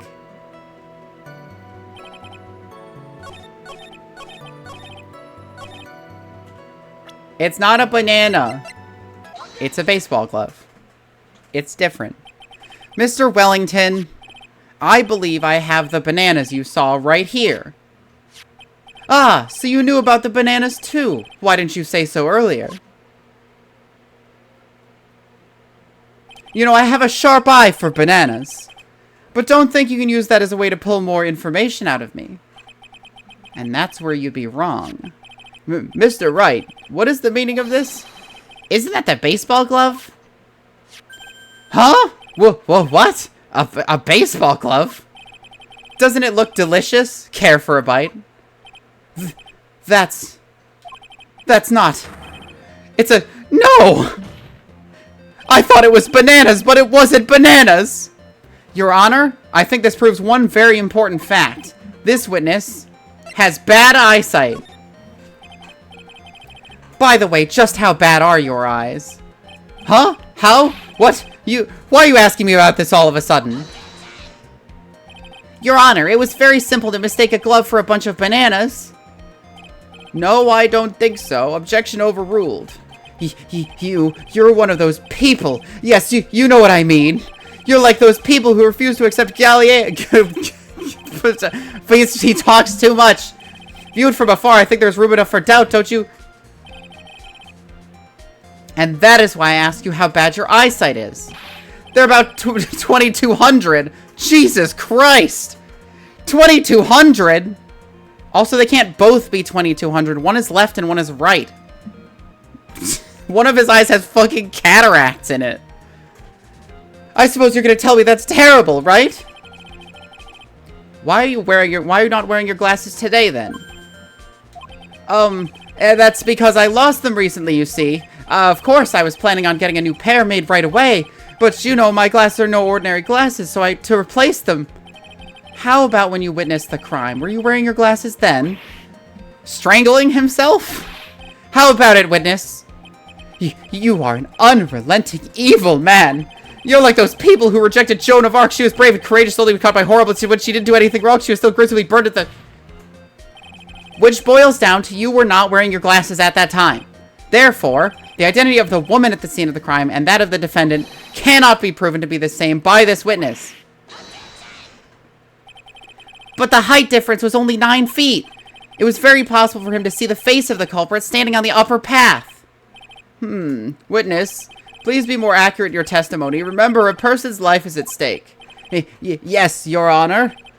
Now then, please continue with your testimony. Please tell the court what happened next in the moments after you witnessed the crime.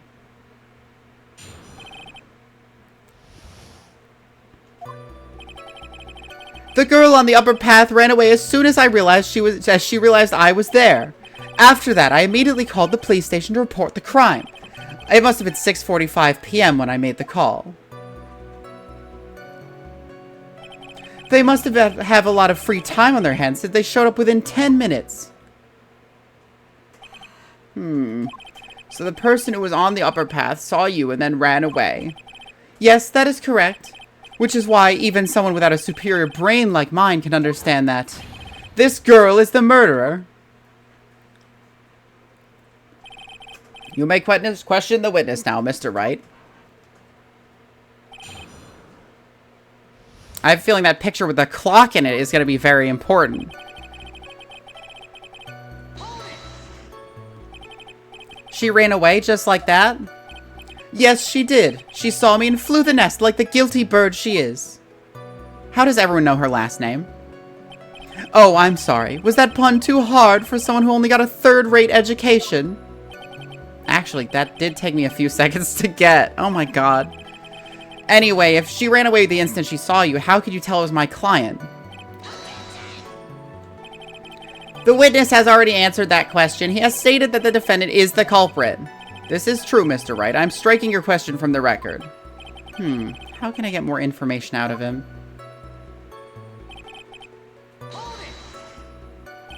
Immediately? As in immediately. I mean, sure, a minute might have elapsed before I did, but that's the duty of every good citizen. Or did they not teach you that in your pitiful school? You think people learn about how to call the police in college? Hey, Nick, I think you should take a look at the court record for a sec.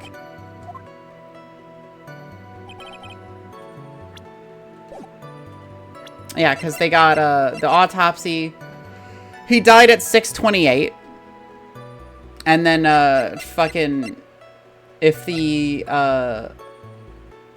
police got there 10 minutes after, well, he said he died at 6:45 when he made the call. So that's just not right. Because he died at 6:28. How did you know what time it was? That detective told me. You know which one I mean. The one with the jacket that makes him look like a dropout from a no-name high school. Hey, pal, I graduated from a pretty good, top-ranked college. I don't believe this. It doesn't matter. I don't believe I mistake on what time I called. And if I'm wrong, then that detective obviously doesn't know how to tell time. What? Why you? You're just some lousy kid who... I think the court can see your point. Anyway, how did the police respond? Oh, man, Mandy made a Lego dragon, yeah.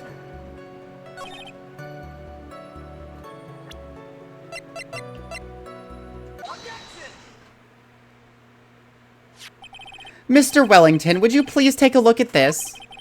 You mean the victim's autopsy report? According to this, the murder occurred at 6:28 p.m.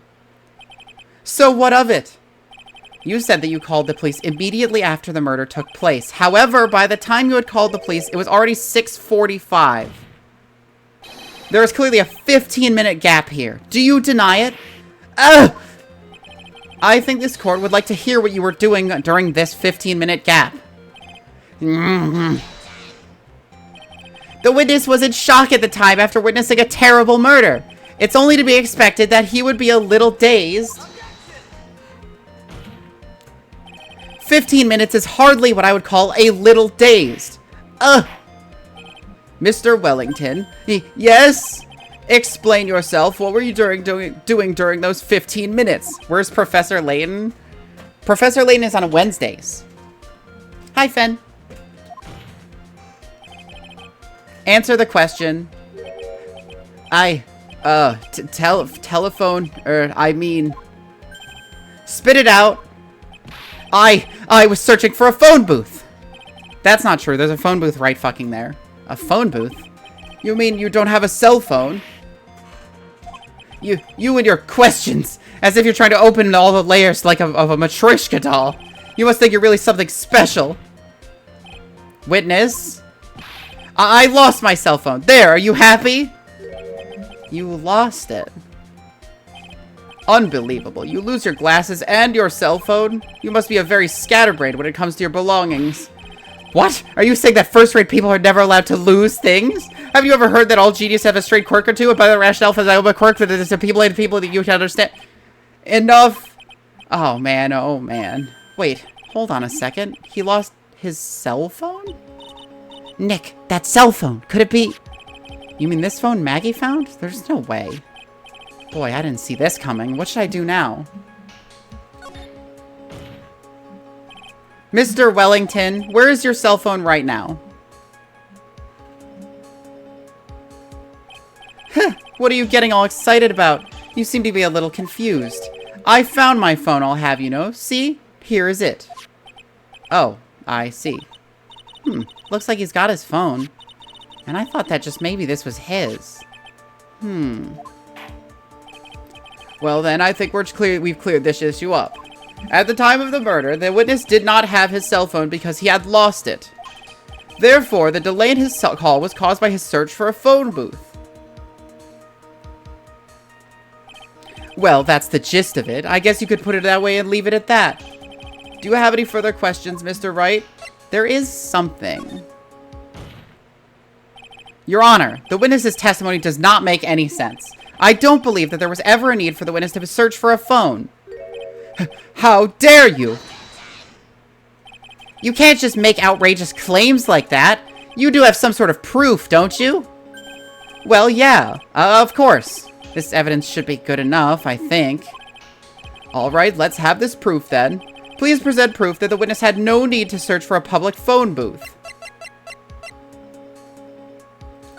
Yeah, there's a phone booth right there. It's quite simple, actually. Please take a look at this. At the crime scene photo?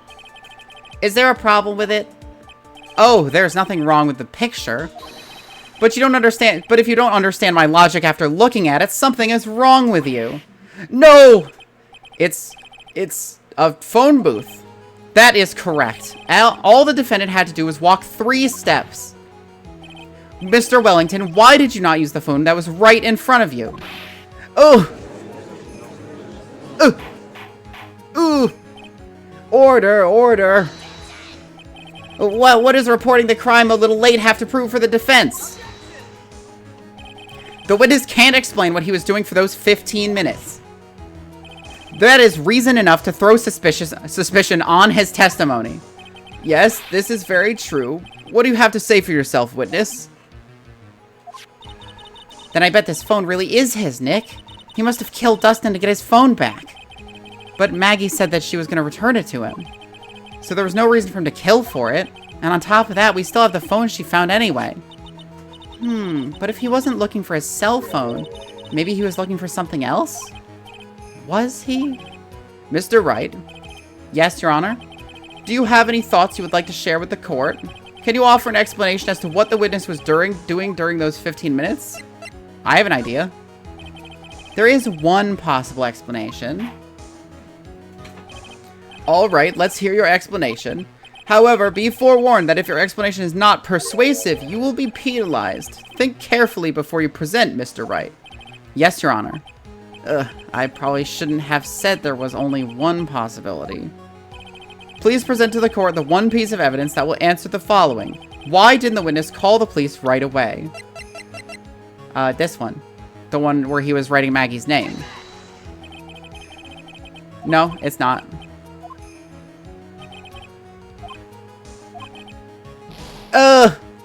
My penalization!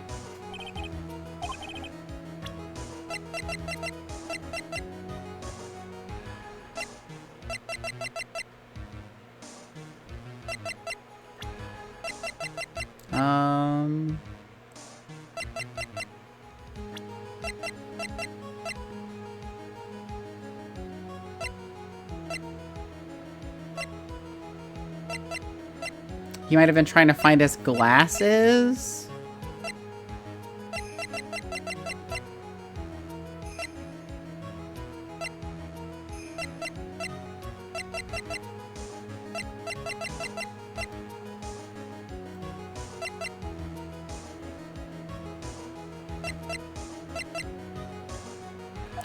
I'm just gonna keep trying stuff. There we go. Mr. Wellington. What? Don't do that. You almost gave me a heart attack. These are your glasses, aren't they? Ah, where did you find... Yeah! I believe the court all heard what you just confessed to. That these glasses are in fact yours. Dipshit. I'll tell you where they were found, Mr. Wellington. These glasses were found under the victim's body. Under the victim's body? Order, order.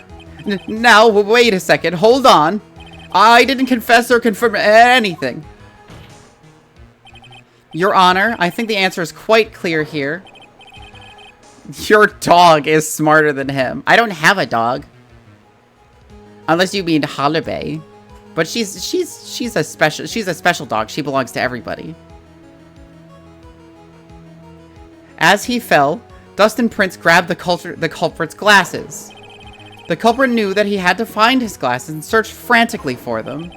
What he didn't realize was that they were under the victim's body. And that is why it took him 15 minutes to make that call. Mr. Wright, are you indicating that the witness as the real murderer? Of course, that is precisely what I'm doing. As I do in every case. Okay, he's screaming and strangling himself. I don't know how to make a noise like that. I know I'm right. He is the real murderer. Did you figure it out, Nick? More or less. Turns out this cell phone was the key to this case after all. Anyway, now's our chance to deep six this guy. I'll sink him in one shot. Yeah! This is so exciting watching you work again. Somehow, my old self is coming back to me. It's time to sink or swim. Everything rests on the edge of a knife. This is the moment I've been waiting for. Order, order. Your Honor, the defense is making a mockery of this court. Yeah, when do I not? Without any solid ground to stand on, he accuses the witness of being the murderer. Yeah, that's right. I'm no criminal. This third-rate fraud of a lawyer. In that case, why don't we have a look at it from a different perspective? Let's hear your explanation as to why you are not the murderer. Well, why, that's easy. For example, there's, the name the victim wrote. What about that? Oh, you mean the name Maggie? Yeah, even an idiot like you can read that, right?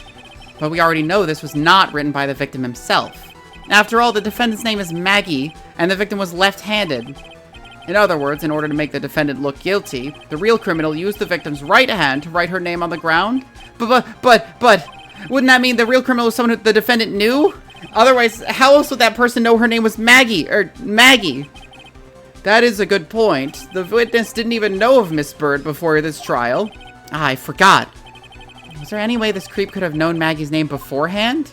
There was a way. It would be best if I could prove that the witness had a chance to learn that the defendant's name was Maggie. Now will the defense please present its case? How could the witness have known the defendant's name? Mr. Wellington, you didn't have your cell phone with you on the day of the murder, correct? Do you like the new song for the climax? It's pretty good. It's really, really hard to beat Cornered, though. So what if I didn't? When you realized you had lost it, what did you do?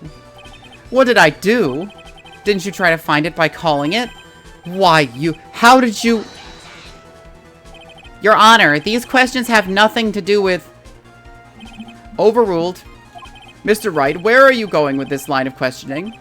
Do you think there's some relation between the witness's cell phone and the murder? I do, Your Honor. On the day of the murder, Maggie Bird picked up a lost phone in the park. And she also received a phone call from the owner of the phone.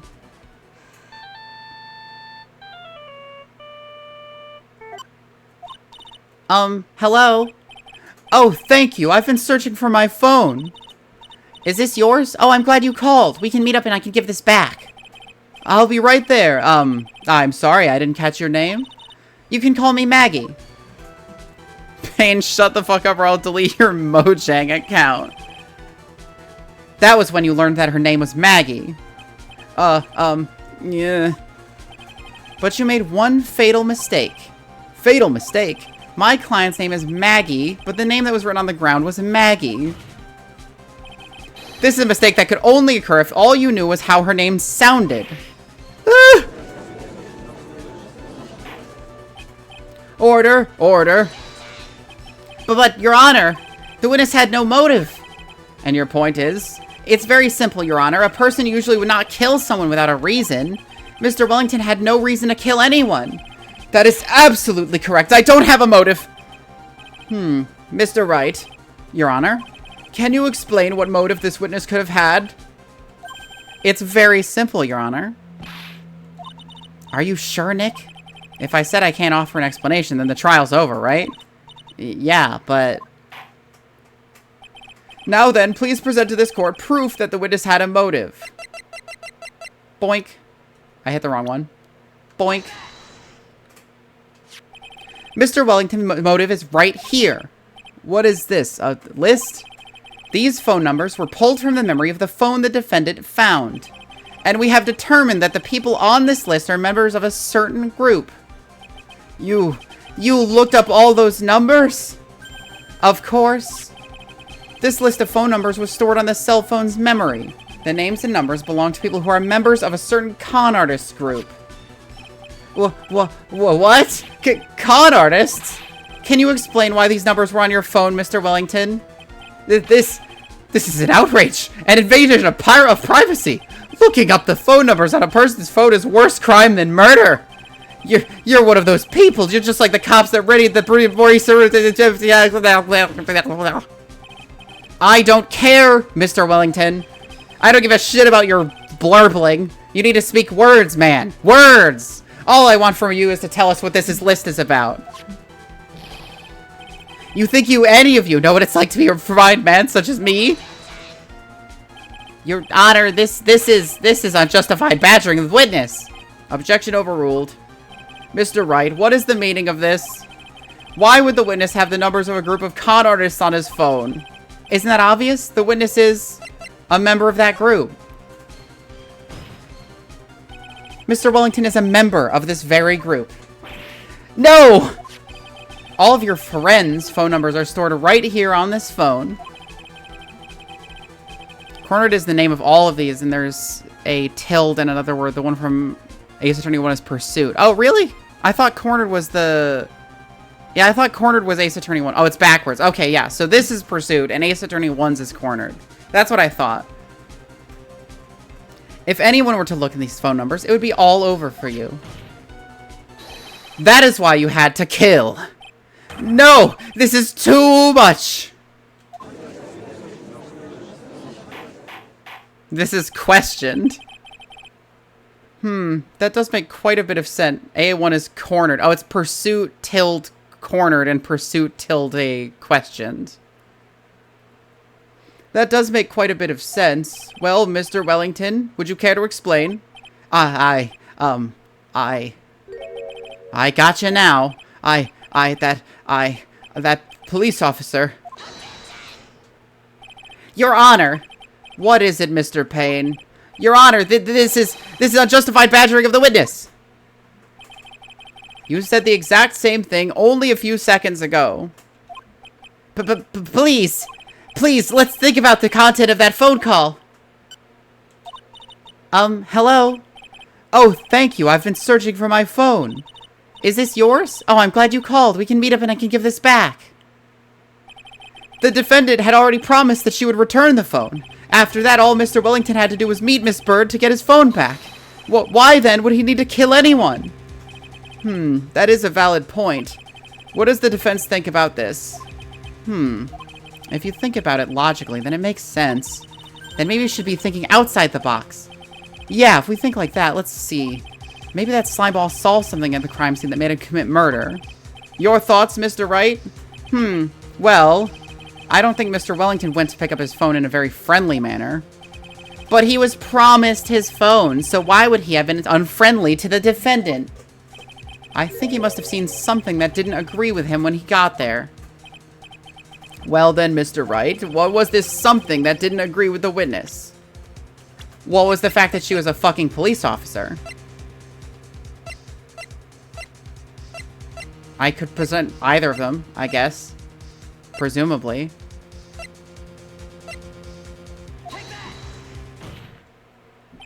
The witness saw this.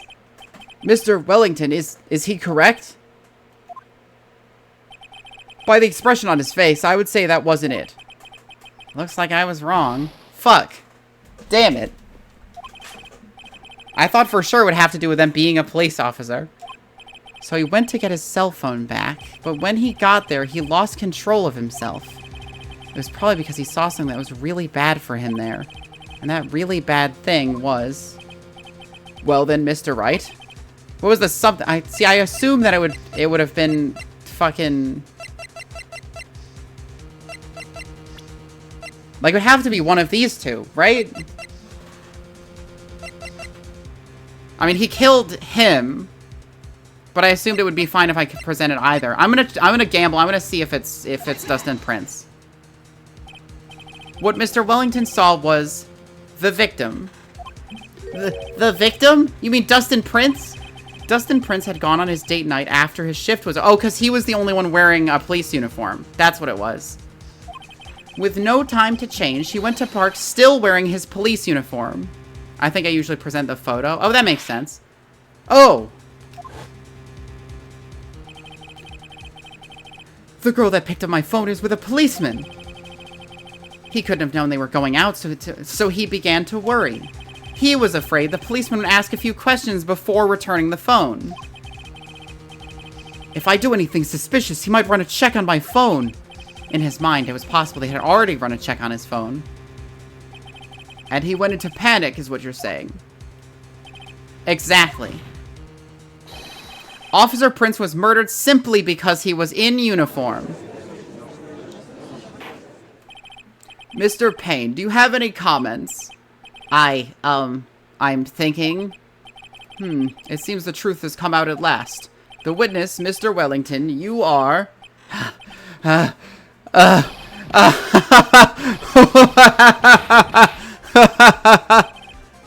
Impressive. Not bad for a person with a third-rate education. Guess who has $500 sitting on her credit card? Uh-oh. I guess it's uplink. What's that supposed to mean? The evidence! Evidence! This guy is really creeping me out. All you've been waving around and talking about is that suspicious cell phone. Suspicious phone number this, suspicious con group that. They're all on that phone. But who's to say that phone is really mine? Where's your proof, your evidence? You want proof that this phone is yours? I already told you earlier. That phone I lost, I've already found it. I don't have even the slightest idea who the phone in your hand belongs to. But you can be sure it isn't mine, you simpleton. What? It feels good to see you squirm. We do seem to have a problem on our hands with this phone. Whose phone is it? Without knowing that, it's meaningless as evidence. Your Honor. This is bad. I can't let him turn the tables on me like this. This cell phone. There has to be something I've overlooked. There's gotta be. Maybe. The phone stored numbers. This phone has the names and numbers of those in the con group in its memory. I can show them to you, Your Honor. I don't believe this. What are you talking about? What we are trying to determine is who that phone belongs to. Who cares about what phone numbers are stored on it? Besides, who knows? Maybe you went and added some of those numbers in yourself. The witness is quite right. I'm afraid I have to reject the defense's proposal. That jerk is back to his arrogant, annoying self again. His cell phone. Must be something I've overlooked. There's gotta be. I got it. We should check for fingerprints. Fingerprints? Yes, Your Honor. Mr. Wellington must have left some prints on this phone. Nick, don't you remember? When you got that from Maggie, you wiped it off. I what? You said there was sand all over it, so... Wiped it? I wiped it? Pretty thoroughly, too.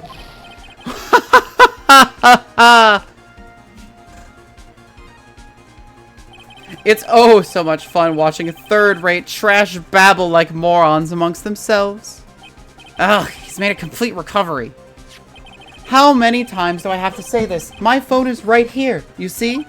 Oh, and incidentally, you can't check the numbers stored in this phone.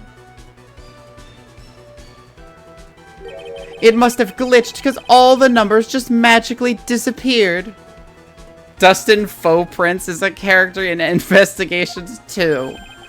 You've got to be joking. He erased all the number I was going to use as evidence. Mr. Wellington. What's this? By the tone of your voice, it sounds like you still have some fight left in you. Where did you finally find your cell phone? They literally already used the joke. Yeah.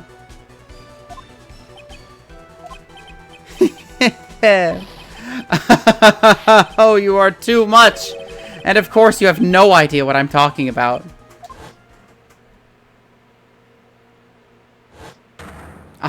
Oh my god. Now I remember.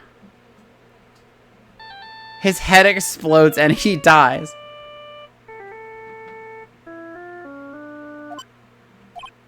Huh. Looks like they hung up. Ah, good. I finally found it.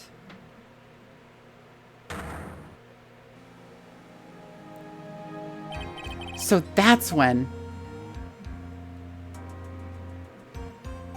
What's wrong, Mr. Attorney? Why the harsh glare in your eyes? Nick, we've worked so hard to get this far, but if you don't do something quick, he's gonna get off scot-free. I know. I know this phone has to be his. But how am I supposed to prove something like that? Mr. Wright, if you cannot prove who the owner of that cell phone is, your indictment has no basis and therefore no power. It looks like you came up a penny short. Where did I go wrong? Don't blame yourself, you're merely a third-rate lawyer. You only made one big mistake. Who are you? What are you? That's something you haven't figured out for yourself yet. Who I am? The court hereby concludes this cross-examination. If that will be all, I have to bid you gentlemen and ladies goodbye. I have a reservation at that ultra-fancy restaurant on the upper side of town. Thank you for your assistance. You've had a stressful day, so please, bon appetit. What am I supposed to do? Am I supposed to just let it go at that? No. Please wait, Your Honor. All right, Nick. I think I may be able to prove it. Prove it? Prove what, Mr. Wright? Everything. Your Honor, the cross-examination has already ended. Besides, the defense is just going to badger the witness with more inane questions. You will not harass the witness. Is that clear, Mr. Wright? Did you hear that? No harassment allowed, Mr. Attorney. Please, Your Honor. Very well, but this is your last chance, Mr. Wright. You may present one piece of evidence to the court. I only get one shot at this. If you cannot prove everything, It's over. For your client and for you. Do you fully understand? Yes, Your Honor. I'm sure you're well aware, Your Honor, but the cross-examination period has ended. Were you paying attention, Mr. Payne? I said that Mr. Wright could present only one more piece of evidence. Oh. Now then, Mr. Wright, this is your last chance. It all comes down to this. It's go time. Please present the one piece of evidence that will explain everything.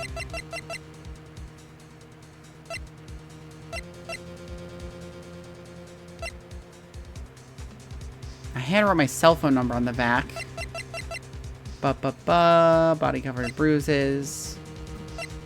It's the ringtone, right? Like, it's gotta be the ringtone. Because that's a weird as fuck ringtone.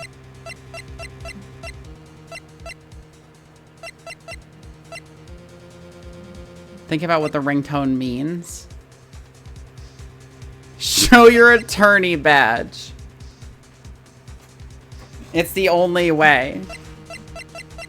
I mean, he wouldn't be on this list because it was on his phone.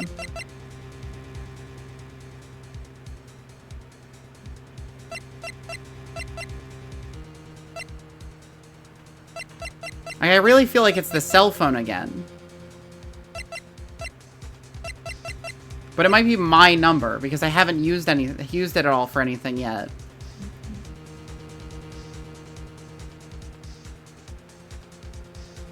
No cake? No cake. I'm gonna try the cell phone first, and if that doesn't work, I'm gonna save and then try to do the cell number, I think.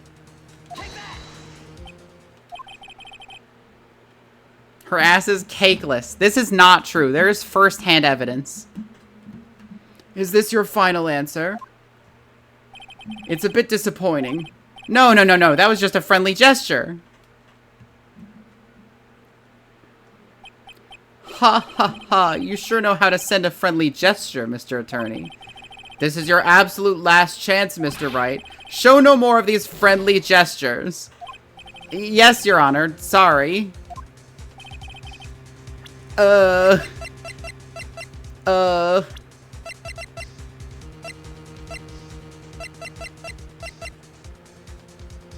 Generally bad at getting the point across. Oh, I can't save here. I can't save at that moment. I'm fucked. I have to throw my business card at him. Why, thank you. How nice. Here, please have one of mine. Oh. It's written in fancy script. The ink is strong and clear, but I still can't read it.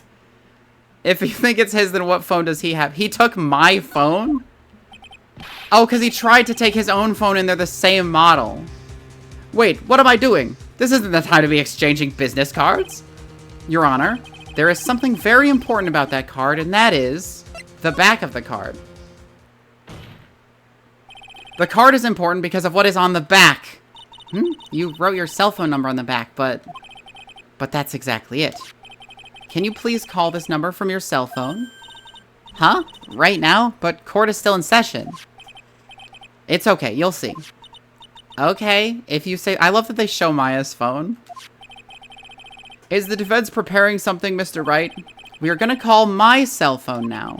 And then the court will see everything for what it is. Of all the idiotic, stupid things to... It was evidence A. Oh, yeah, no, I remember. It's just cute. Oh, what? Why is my phone... And what is with this stupid-sounding ringtone? Mr. Wellington. How strange. I could almost swear that you're holding my phone. You're... Ah! No.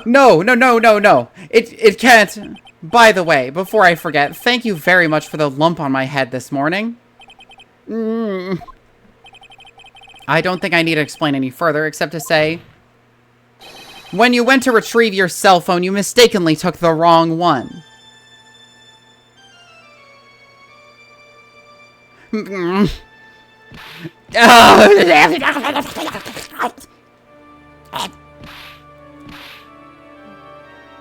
Oh, he just actually choked himself out. Sure.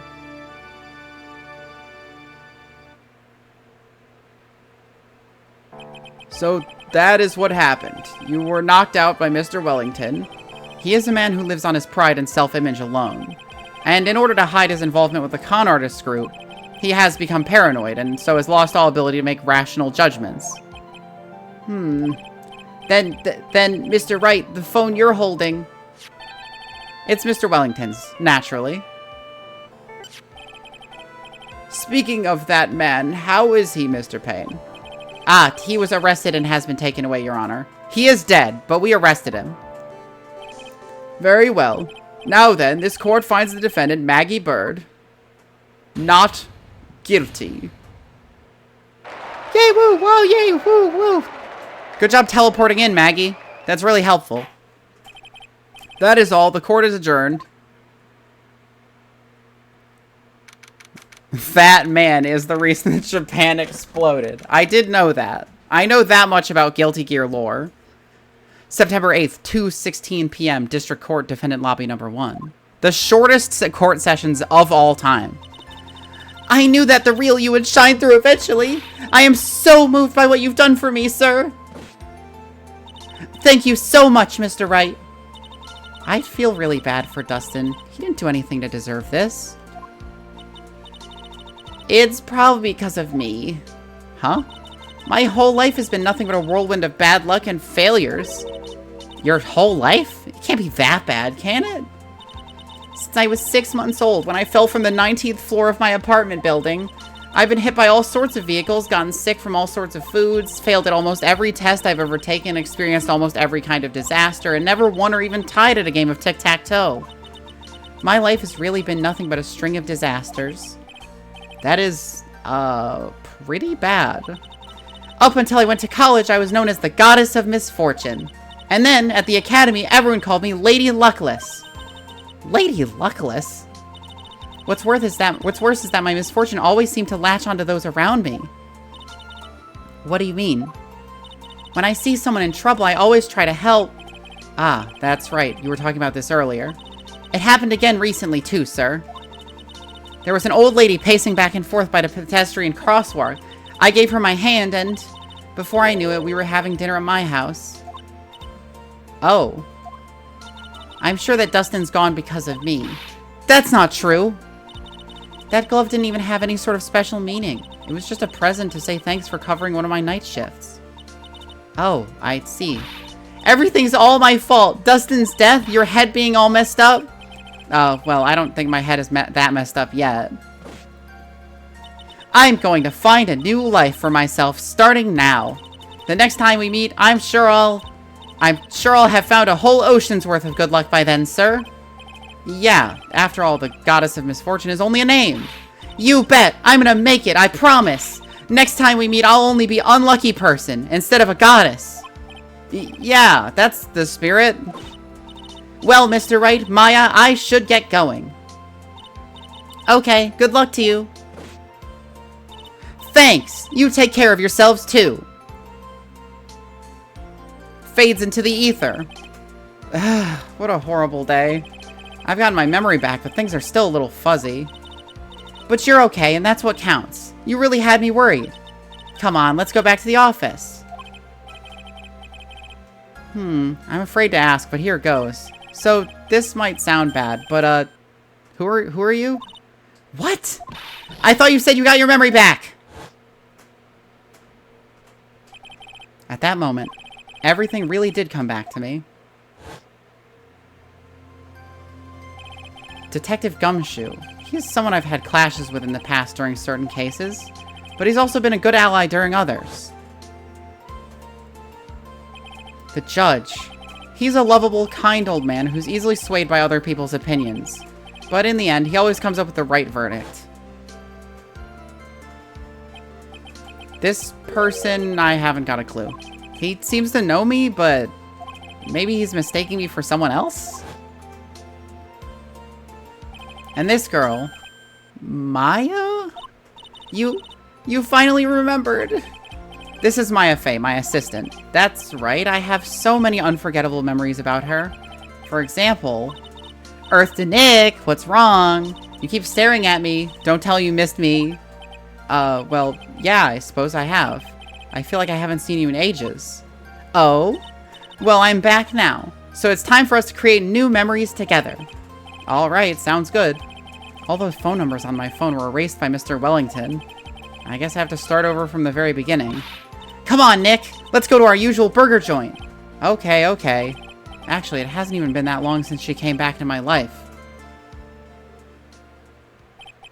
I could go for a fucking burger. I'm getting hungry. And that story began on one rainy afternoon 2 months ago.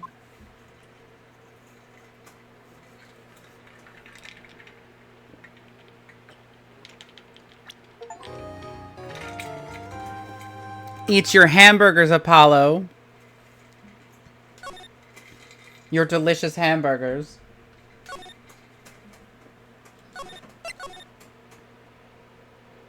Justice for All is the second one, right? Like, I'm not insane. I didn't accidentally start the third one. That was no accident. Okay, good. I was drugged with sleeping pills.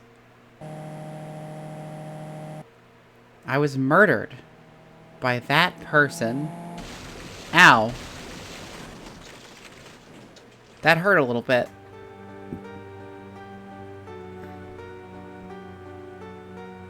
That's why I took my revenge.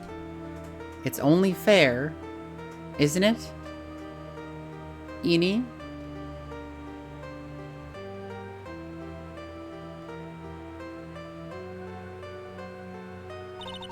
I finally get to see you again. It's not your fault. You didn't do it. No, I did it. I killed that person. But that wasn't you. It doesn't matter. It might as well have been me.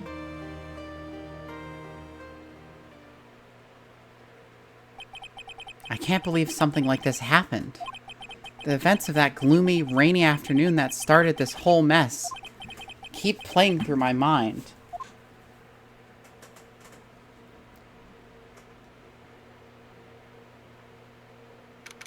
June 16th, 3:34 p.m. Wright & Co. Law Offices. What depressing rain. Blue Archive is fun. The mate with the enormous rack. Everybody draws porn of is a 1-star unit. That kind of sucks. That's so great. Do you understand how depressed that makes me? Do you? I guess. But actually, more than being depressed, I'm angry. Angry at that weather girl on TV. I think our little rainy spell would take a break with a day of sun. Is what that girl said? I'd stake my life on it. Well, it's the weather? But that's why I didn't bother bringing an umbrella today. What nerve calling herself a weather girl. She's gonna hear about my $1,500 suit. About your case. Unless you're planning on suing the weather girl? I'm sorry. I thought that before we got down to business, we could have some friendly chatter. My name is Dr. Turner Gray. I'm a surgeon. Why would you never under his knife? I'm here today because of this incident. Malpractice at Gray Surgical Clinic. 14 inpatients lose their lives. Oh, you're the doctor at... It's really quite upsetting. Did you hear me? Upsetting! Yes, I heard you. I agree, it's quite upsetting, Dr. Gray. The one that screwed up was that nurse. It was her that got the medications mixed up and killed those 14 patients. And yet, now listen good, and yet... That nurse had the nerve to go and die before admitting to her wrongdoing. She didn't even offer any sort of explanation to me. And this is the kicker. She up and has herself a grand old accident and crashes her car. Smash! Crunch! Instantly transforming her car into the accordion model.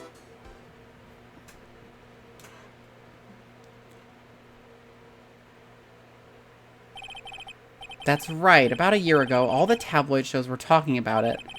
14 victims of a medical malpractice and the nurse's mysterious fatal accident. There were rumors that Dr. Gray had actually caused that crash. People said it was to forever hide the person responsible for the malpractice incident. Why would I? Now, I'm just going to say this once. Why on earth would I want to kill that nurse? She is the one who killed those 14 patients, not me. I think you need to take a deep breath, Doctor, and focus. More to the point, this case is over a year old. Why bring it up now? That's simple, because the situation is slipping out of my grasp. This just won't do. My clinic isn't seeing nearly as many patients nowadays. Do you understand what that means? It means they're not coming to my clinic. You don't say. If it were me, I don't think I'd want to go either. So, what would you like me to do about it? I want you to help me prove I'm innocent. You do realize I'm a lawyer, not a private investigator, right? No, this is something only you can do. Maya Fey, you know this girl, correct? Maya, why would he know her name?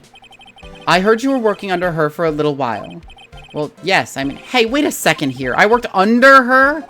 Yes, am I wrong? She told me, or so I'm not quite sure if... Well, we worked a few trials together, but she went back to her hometown to undergo more training. Ah, yes, I heard it. It must be lonely for you. What? Wait, I'm not... She must be an extraordinary girl to handle such rigid training. Huh? I have an acquaintance who knows a lot about these mystical sorts of things. She is the one who introduced me to Miss Fey. I'm hungry. Me too, Uplink. Me too. Is Maya really that famous? And I've already set up an appointment. For what? What else? A channeling. I'm gonna have her call the spirit of that nurse that went and got herself killed. Oh. Maya, I wonder what she's up to right now. We, the women of the Fey clan, have always been spirit mediums. It's because the power to communicate with spirits flows strongly through us. That's what she told me. I guess she's learned to accept her responsibilities and become an adult. Not counting training, this will be her first time channeling a spirit. So she gave me one condition before accepting my request. A condition? The condition is you, Mr. Bright. She said that she wouldn't do the channeling without first seeing you again. Me? And that is why I've searched you out. You want to see her too, don't you? Imagine this guy coming in and saying he's a client, and he's just like, I'm not paying you. I'm just gonna bring you to visit your friend. It's like, oh, okay. I kind of need money, though. That is how I ended up visiting Maya's hometown with the doctor. June 19th, 1:25 p.m., Karain Village. So this is Karain Village, Maya's hometown. Why, hello there.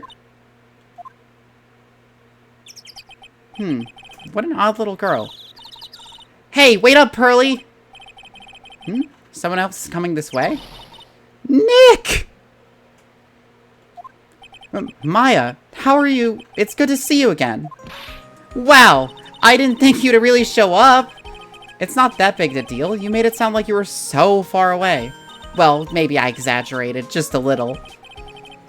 It was only 2 hours by train. If I had known you were this close, I'd have visited more.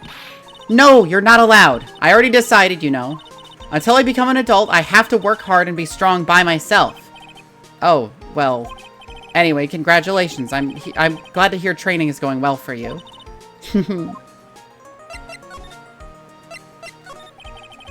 Looks like you finally become a full... Oh, hi! Hi, Katarina! Welcome to the stream. Thanks for the raid. Hi, raiders. Welcome to the cafe. We're playing some Phoenix Wright. Can we get a shout out for Katarina? It looks like you've finally become a full-fledged medium, taking on your first job. Yeah, I didn't think of it soon. Finished Curious Village today? Oh, fuck yes! I hope you liked it. But this case, do you know the messy story behind it? Ha! Behold the power of the Maya Intelligence Network. Let's see, 14 people died because of malpractice on Dr. Gray's part, right? And to pin the blame on the nurse, he killed her in what appeared to be a car accident. Huh? So what is this Maya Intelligence Network anyway? The tabloids. That's what I thought. I'm just pulling your leg, Nick. What really happened is the exact opposite. I heard all about it from Dr. Gray. Oh, this is actually the second game. We just started it because we finished, what is it? The DLC for 1. Yeah, I've never actually finished 2 or even started 3, so I'm glad to be getting through these. Rise from the Ashes, that's the one. I think it's Shout Out. Nope, that wasn't it. I don't know how to do things. Oh, come on, Nick.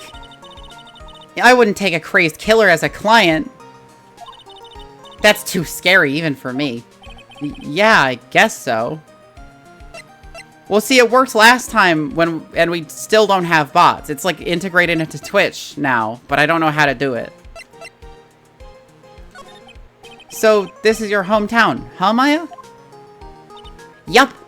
Karain Village. But I've heard people call this place Medium Valley, too. Interesting. Oh, it's backslash. That's what it is. It's not exclamation point. So everyone that lives here is a spirit medium. Pretty much.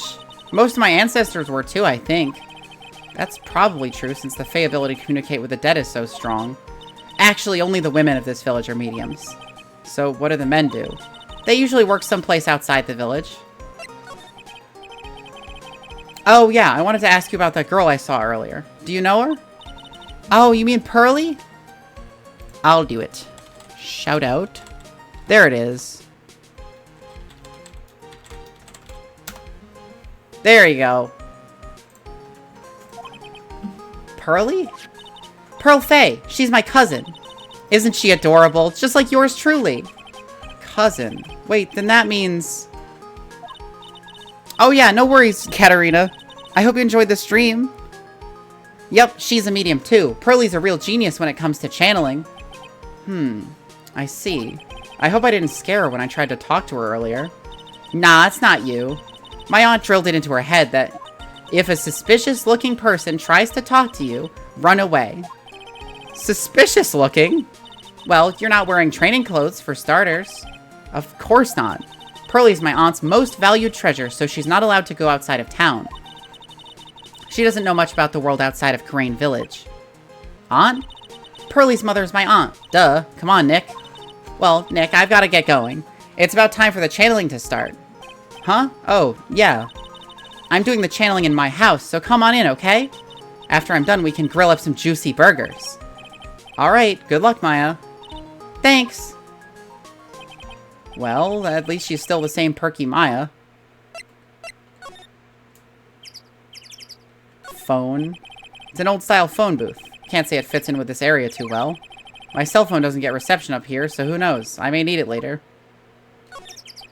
An old bus stop. It says Karain Village on the signpost. Buses seem incredibly inconvenient since they only come 3 times a day. A giant rock that seems to be reaching for the sky. Its origins are written on a beat-up old sign. Looks like this giant rock is called the Karain Boulder. There's a really complex explanation written here, but it's long story short. It's a big stone for spirits to live in, or something like that. Rustic, thatched-roofed houses where other villagers live line the street. Nowhere near as large or as nice as the manor in front of me. Kind of odd that I don't see any of the other villagers walking around, though. The biggest, most elegant of the buildings I can see from here. This is the Fae Manor, the place Maya calls home. It's easy to be overwhelmed by its presence.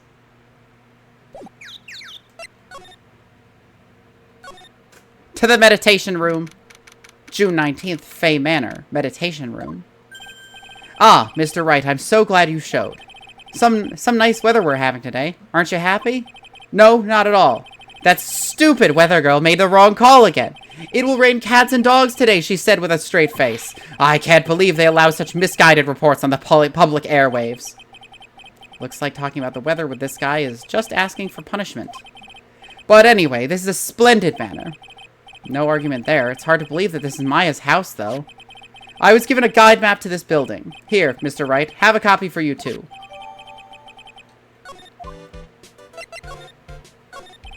What are you going to do over the nurse once the nurse spirit has been called? Isn't it obvious? I'm going to have her write a signed confession. A signed confession? Yes, a confession. Pay attention. I'll have her write this. 1 year ago, on May 2nd, 14 patients died due to my negligence. And then, on May 24th, I fell asleep at the wheel and died in a car accident due to my further negligence. Maya Fey versus Shiro Emiya on MTV Cribs Japan. Does Shiro have a nice house? I legitimately can't remember. I'm sorry, and I apologize for being negligent. That's what I'll have her write. With a confession, the rain falling on my soul can finally stop. Oh, I see. So, how'd you hear about Maya Fey? I heard about her from an acquaintance, a girl studying the occult at the college. That girl introduced me to this village. This is the home of the Kurain School of Channeling. The home, huh? And Miss Maya is the daughter of the master, I hear. He lives with his Japanese mansion Kiritsugo bought with his assassin money. Master? Anyway, do you see that door? That's the room where people and spirits meet. Miss Maya's aunt is right there in that room right now. Would you care to meet her? Sure. Here, look at this. Look, here's my attorney's badge. Are you trying to compete with me in my profession with that piece of scrap? I am a surgeon. Compared to you lawyers, I'm practically a saint. Yes, well, I don't exactly have any patience right now, but listen good, I'm not the one that made the mistake. This doctor needs his head examined.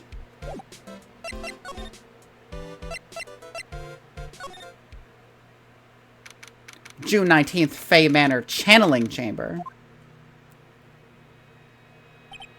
Wow, it's such a strange atmosphere in here. These flickering lights? I guess they're candles. Good sir, who might you be? Ah, my name is Phoenix Wright. Oh, you must be that good sir. Good sir? Is she talking about me? You are a lawyer, are you not, good sir? I have heard much about you from Mystic Maya. Is that so? Mystic Maya? I am Mystic Maya's aunt, Morgan Fey. Nice to meet you. Ah, I had wanted to speak with you about a certain incident, good sir. It would seem that perhaps you asked too much of Mystic Maya in performing your duties. Most unbecoming, I'm afraid. Huh? Don't tell me you've already forgotten. That was not for Mystic Maya and her assistants, you would surely not have won. First a girl that runs away, and now an old lady who says I stink at doing my job. When did I become the poster boy for how not to make a first impression? The past is the past, though. Let us speak of the present now. Ah, thank you. So, why do you add Mystic to Maya's name? Isn't that a little strange? Good sir! Yes? How dare you be so rude and disrespectful towards Mystic Maya? I'm sorry? She must be addressed by her proper title, good sir. You must call her Mystic Maya. So, about Mystic Maya, it is the blood. Excuse me? Blood? Mystic Maya carries the blood of the Master. In actuality, she is the only one remaining. Only one remaining? What's that supposed to mean? Mystic Maya is the last of the rightful heirs to the Kurain channeling technique. Okay, then where do you stand? That is a little more complicated. Although a woman of the Fey clan, I am merely a member of the Branch family. Branch family? What's that? It is as it sounds. For a member of the Branch family, no matter her spiritual power, she can never become the master of the Kurain school. So, how strong are you? It is a shame, however, I will admit. I cannot even begin to compare the lowliness of my power to the master's. So that's how it is. So today's channeling will be her first? Yes, good sir. Because the spirit of the person who dies in a traffic accident is usually very strong. It is usually easier to call that person to our world. Traffic accident, indeed. The channeling will take place here in this channeling chamber, good sir. As you can see, I am in the process of preparing. It seems like you're just drinking a fuckload of tea. So this room is the channeling chamber? The place where a spirit medium speaks with those who have departed. I don't suppose you mind if we observe this session? Do not even think such nonsense. Only the medium and the client may enter here. Oh. The secrets of the Kurain techniques cannot be seen by just anybody. That never stopped Maya from doing it in front of me before. It is also for your safety, good sir, if something were to go wrong. That is why, while channeling is being performed, that heavy door is securely locked. Oh, that's what the lock is for. Oh, yes. I will also sue the sun. If we're doing that, I will sue the fuck out of the sun. I wonder if you've yet to meet Pearl, good sir. Pearl? She's an adorable, angelic young girl. Oh, that odd... She is my daughter. Now then, what was you about to say? Well, what a cute daughter you have. Ha ha. A pure heart that knows not of the evils in this world is a powerful thing, good sir. Please refrain from affiliating with her, I request. Well, it's not like I had the chance to anyway. I must insist and stress that you not let it occur. Okay, okay, I get it. I'll get the fuck out of here. I guess I haven't been examining everything. I should do that. A piece of cloth with a ton of finely written characters jammed onto it. Probably esoteric knowledge only mediums would know. Let's see. Here's one in English. It says, 100 ways to save money. Being a medium sounds like a rough way of life. The door that leads to the channeling chamber, the place where spirits and people meet. The iron in this door is tempered, making it very solid. It looks like there's a strong lock on this door to top it off.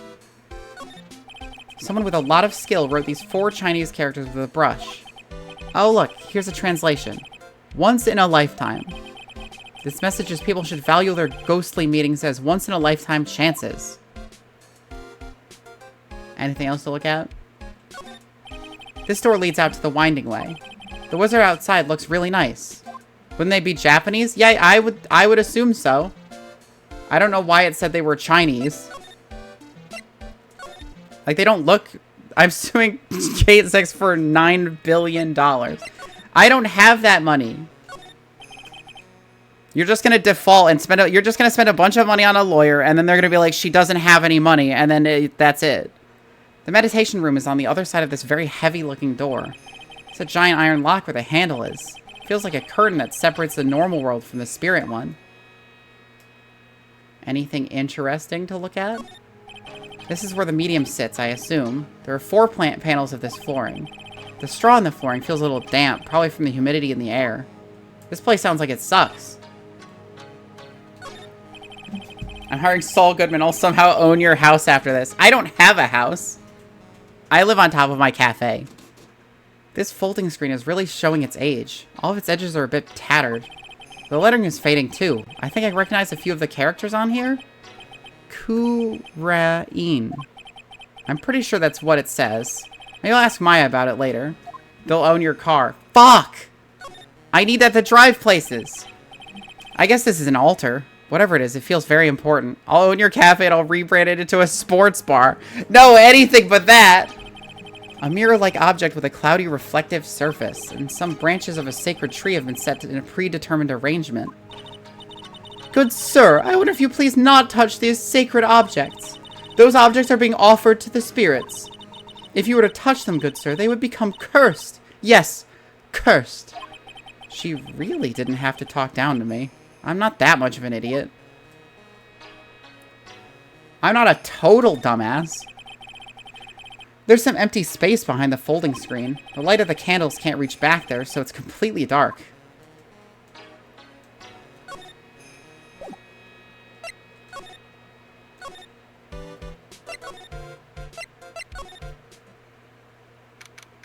June 19th, Fey Manor, Winding Way.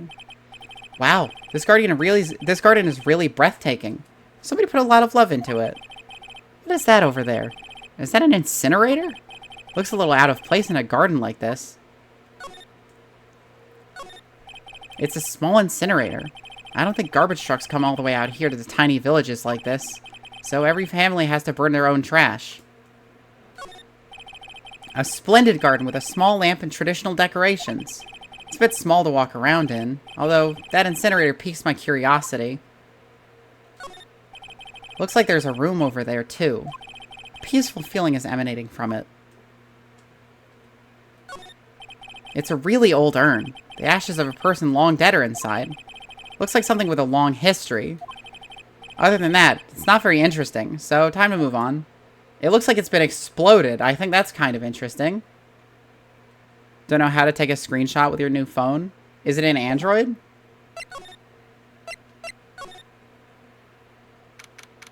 June 19th, Fey Manor side room. So this is the side room. It is? Have you tried power button and volume down button at the same time? I think that's what it is on mine. It's now Samsung like your last two.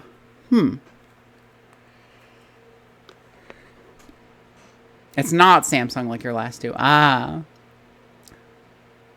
So this is the side room. Looks like it's more of a break room. There's a bedding spread out on the floor. It looks like someone's sleeping in one. I shouldn't disturb them. There's bedding spread out on the floor. Is that someone sleeping in one over there? She's probably an exhausted medium taking a break and catching some Z's. If I wake her up, she might be grumpy and throw a spell on me. It's probably a good idea to not disturb her sleep.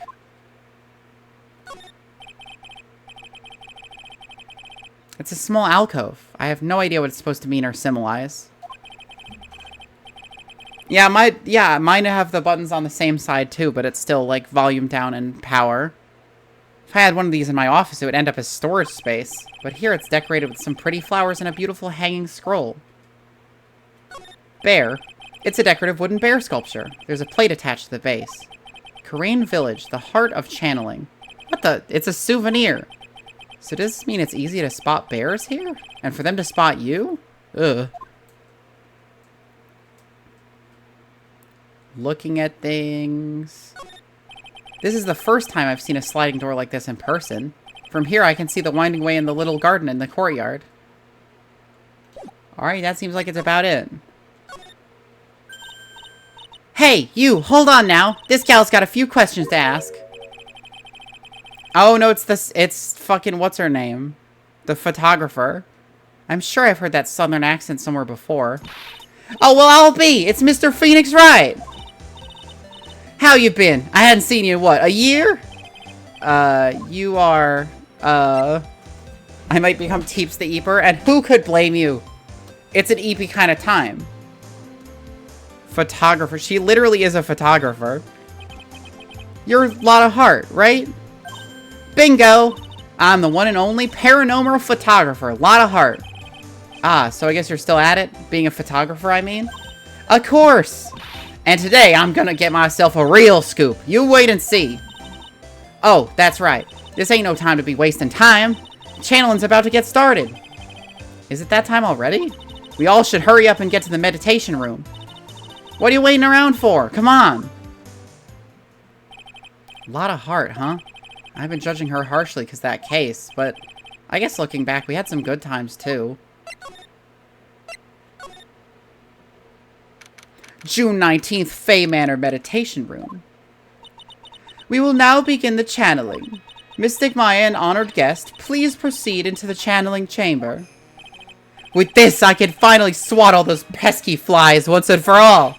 You'll hear me. They won't be able to say a single bad thing about me after this. You would love to hear them apologize, wouldn't you? Wouldn't you, Mr. Wright? Me? Yeah, I sure would. Mystic Maya, do you have the channeling chamber key? Yup, right here. That is most satisfactory. The key is one of a kind, so please take care of it well.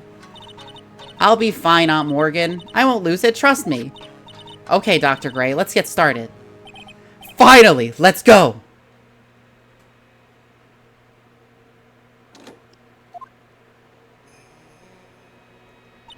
Now let us wait patiently out here for them. Please have some lovely bitter green tea and jaw-droppingly large strawberry desserts. Hold on now, Granny.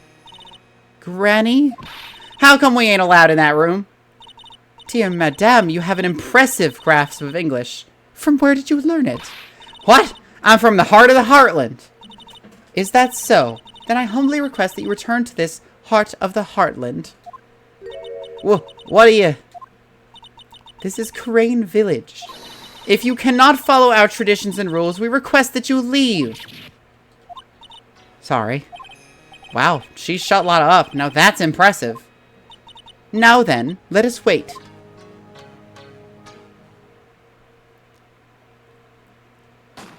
Oh. Hey now! What was that just now? It came from inside the channeling chamber. Hey, that's a gunshot! Excuse me?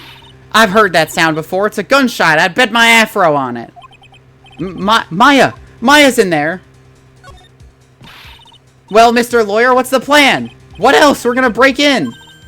What? But there's only one key and that kid's got it. We're gonna have to break the door. Is that alright, Miss Faye? Well, yes, there's one matter, that is... Don't try to stop me. You can send the repair bill to the Wright & Co. law offices later. Don't say that.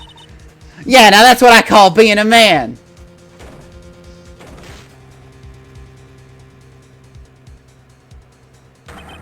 Dr. Gray! I was murdered. Maya? That man murdered me. So I killed him. What? Lana, at a time like this, times like this are perfect for snapping up shots. But anyway, what's going on here? This gal, is she Maya? Step away from there. Please leave this area to me. Go quickly and inform the police. But, hurry, before there are more victims here. Hey, let's go, city boy. Don't leave this to the granny. Leave this to this old biddy here. I don't want to bother with it. I'll get freaked out and start throwing up everywhere. My cell phone doesn't get reception way out here, so I ended up using the phone booth to call the police. And they're on their way. That's good. Lottie, I saw a genuine mysterious phenomenon. She seems really on edge because of all this. Not that I blame her. I'm scared to death by what's going on. Hey, mister. That gal, Maya, she wasn't that one that pulled the trigger, was she? Oh, yeah. Lotta doesn't know that when Maya's channeling, her whole physical appearance changes. Then again, weren't there only the two of them in there? I reckon she must have done it then. Lotta, what do you know about Dr. Gray? Not much, but I did some digging. That's one gent with a bad reputation. Really? I hear he's good at surgery and stuff, but his personality stinks like wet sheep. I sort of got the same impression myself. He's a real controlling. Soon as his nurse or patients don't do what he says, he starts a hollering. Must have been real rough to work for him.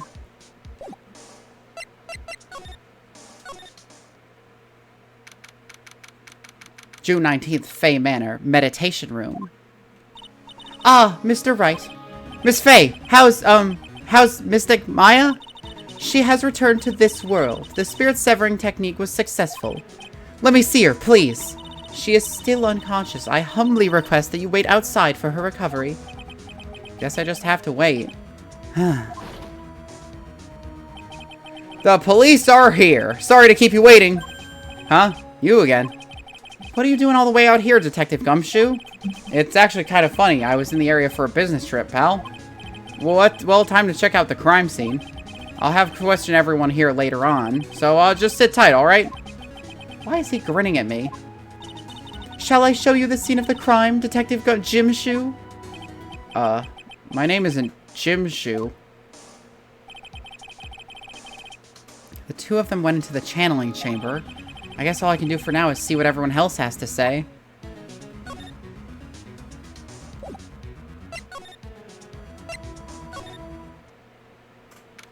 June 19th, Faye Manor, Channeling Chamber. The police are busily running here and there, and I don't see Maya anywhere. Hey, you! Don't touch anything! Look, I really need to ask you some questions. Don't look at me like I'm some sort of uncaring jerk. Tell you what, pal, I'll let you ask me a few questions, alright? About Maya. I hate to break this to you, pal, but with the way things look now, that girl's the only one who could have done it. Yeah, only Maya and the victim were inside this room, after all. But Maya's... You can ask more about her later, pal. Right now, I got a job to do, and that's collecting evidence. Detective Gumshoe looks like a real professional. And yet, something about his expression still looks the same. So, Dr. Gray was shot with a gun, huh? He was shot in the forehead. But he was also stabbed in the chest with a knife. A knife? Basically, the Vic was first stabbed, then he was shot. That's fucking weird.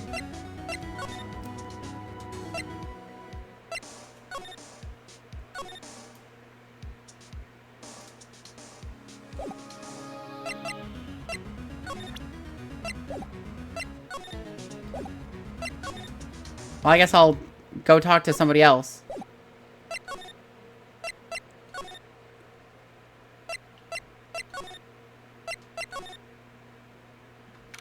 June 19th, Fay Manor side room. I'm pretty sure there was someone sleeping here earlier. Like, how can I help you? Like, so isn't it about time to start? Huh? Time to start what? You know, like the channeling. Channeling? Oh, no, actually the situation has kind of changed. Huh? Like, what do you mean? Please stay calm, but there's been a murder. So, like, a murder is that thing where, like, one person kills another, right? Yes, a person has killed another person. Oh, that's, what are the words I'm looking for? It's like totally a bummer. Yeah? After all that effort, that's all she had to say? Oh, I'm sorry. I forgot to, like, introduce myself. My name is Eenie Miney. At the college, I'm researching and studying parapsychology? Parapsychology. That's right. I think people, like, usually call it occult studies or something. Like supernatural phenomenon, ESP, and psychic powers. That sort of stuff. That's pretty out there. I'm Phoenix Wright, attorney at law. Her ribbed sweater. It's only ribbed at the sleeves and the collar. So what brings you here today? Like, so I was the one who told Dr. Gray about this place. They only drew it there. I know. But yeah, no, it's a good look. He asked me, like, do you know of a good spirit medium? Dr. Gray did say something about being introduced to this place. Because, like, talking to dead people and, like, multiple personalities are my thing. I see. Then why are you taking a nap here? Like, I wasn't feeling good. Huh? I'm, like, allergic to sesame seeds. They, like, must have put some in the food they served for lunch. Oh, that doesn't sound fun. So I, like, felt sick, and I came in here to, like, sleep. I totally feel like I've wasted my time, because I, like, slept a long time. So you were sleeping here the entire time? Yeah, ever since lunch. So you don't know anything about the murder that took place? Like, what? Oh, that! I, like, totally know nothing. So who was, like, you know, killed? The surgeon that requested the channeling, Dr. Gray. You and Dr. Gray knew each other, right? I don't know any Dr. Gray. Oh, really? Then what was all that talk about him earlier? Huh? Well, like, a long time ago, I was, like, a patient. Yeah? She sounds like she's trying to hide something. I'm an attorney. Like, I'm really sorry, but I'm not all that smart. So I don't, like, get it? Doesn't feel like she's just putting on an act.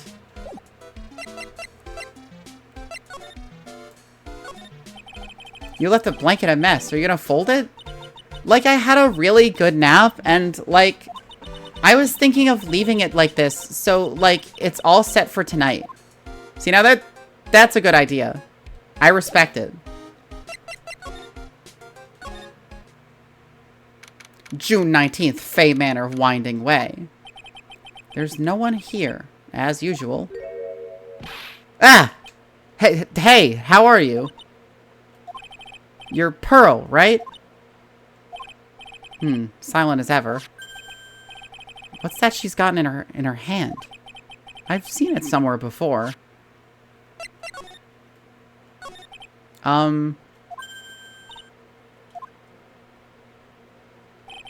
What is it? Is it my hair? Is it too spiky? Not spiky enough?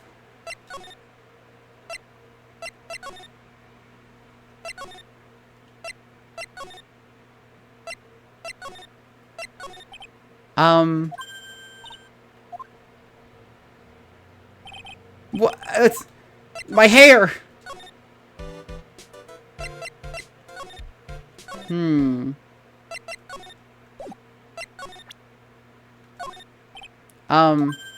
She doesn't like my attorney's badge. She hates it.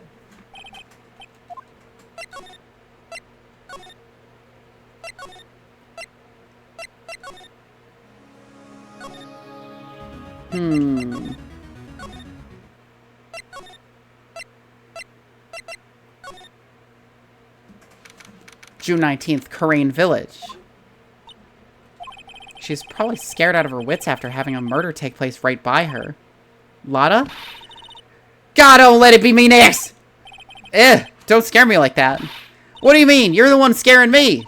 If it weren't so tough, you'd have another dead body in your hands. Mine! Did you see or notice anything that stuck out at you? Nah, well, maybe one thing. What is it? Turns out my poor stomach's not good at handling this kind of thing. What? Curses and ghosts and stuff coming back to get you. This is just too much, I say. What is too much? Being an occult photographer. That's some scary stuff, so I think I'm going to try being a celebrity photographer now. Going after photos more within your reach from now on? More glamour, less gore? What's up? Oh, yeah! What is it? I took some hot pictures earlier. Uh-huh. Remember? I took some pictures at the murder scene inside. Oh, she did, 2 even. The Seance murder. I sure like the ring of that. It'll be a sensational story. Lotta, sorry, but my journalistic sense is burning inside me. I hate to cut and run, but I'm heading back in. Gotta beat those cops to the scoop of the century. They're already there. There she goes. I don't know who's scarier, Lotta or the spirits. And why does it feel like we've been through this before? June 19th, Fey Manor Meditation Room. Oh, dearest madam, you have such impeccable timing. Like, what's all the buzz? Alright everyone, listen up. You too, pal. I'm gonna give you all a brief update. Right now, it looks like the investigation's not gonna be done until real late. That is a terrible shame. I propose that everyone sleep here under the roof of the Fey Manor tonight. What a mess. I can't believe how crazy this day turned out. Maya was arrested and taken away by the police. And I didn't see myself getting any sleep tonight. June 20th, 8:02 a.m., Fey Manor Meditation Room. Stock bird noises. Oh, morning. I guess I must have nodded off at some point. I hope Maya's okay. I should hurry and get to the detention center ASAP. June 20th, 10:34 a.m., detention center, visitor's room. Nick! Maya, what am I gonna do? I never imagined it would turn out like this. Calm down, Maya. Take deep breaths. Come to think of it, this is the first time I met her. It all started right here in this detention center. I finally get to see you again, and it's not your fault. You didn't do it. No, I did it. I killed that person. But that wasn't you. It doesn't matter. It might as well have been me. I was too weak, and I couldn't control the spirit's power, so... I don't want to bring up the case quite yet, but... You don't have to be nice to me. I understand. So you're the master or something of the Corain School of Channeling? Actually, my mother is for now. But since that title is passed from mother to daughter, I guess I will be someday. But many people think that channeling isn't real, that it's all just an act. You believe in us, don't you?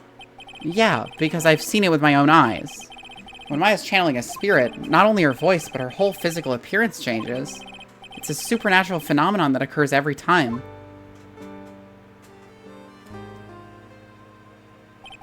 It happened this time, too. Dr. Ray said they wanted to call the nurse, so...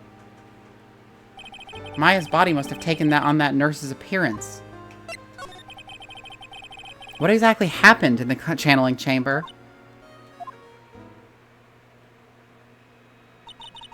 I went into that room with Dr. Gray, locked the door, and sat down across from him. Okay. We closed our eyes, and I began the channeling. This is sounding kind of creepy, like the beginning of a scary story. And that's the last thing I remember. What? After a spirit comes into my body, I lose myself, my consciousness. Then you don't remember a single thing. When I came to, I was being held in my aunt's arms. And there was blood all over my clothes.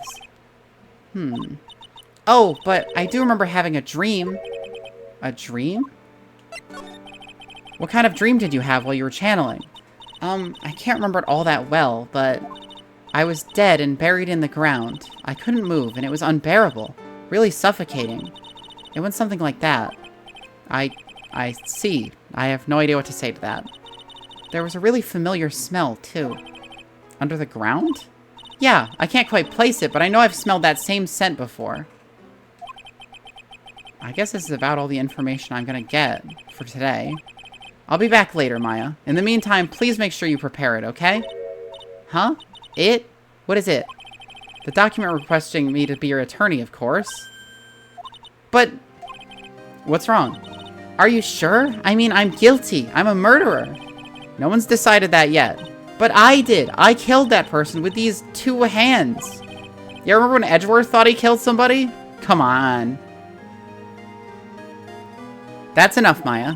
It's hopeless. If you defend me, you'll lose. I'm sure. Stop it. Help me. Nick, help me. I'm scared. Don't worry. I will. When's the trial? It sounds like tomorrow. As usual, zero prep time. Alright, I'm going now. Wait. This jewel.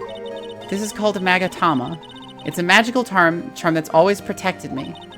Give this to Pearly, and I'm sure she'll lend you her spiritual powers. Magatama received from Maya. Okay, bye. Shwoo! June 20th, Kurain Village. I have to save Maya, no matter what. It's her life on the line. What in the world happened in that room yesterday?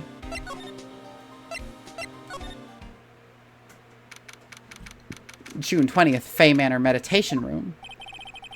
The meditation room nurtures all mediums, young and old. Even mediums in training, I'd wager, but it's pretty deserted today.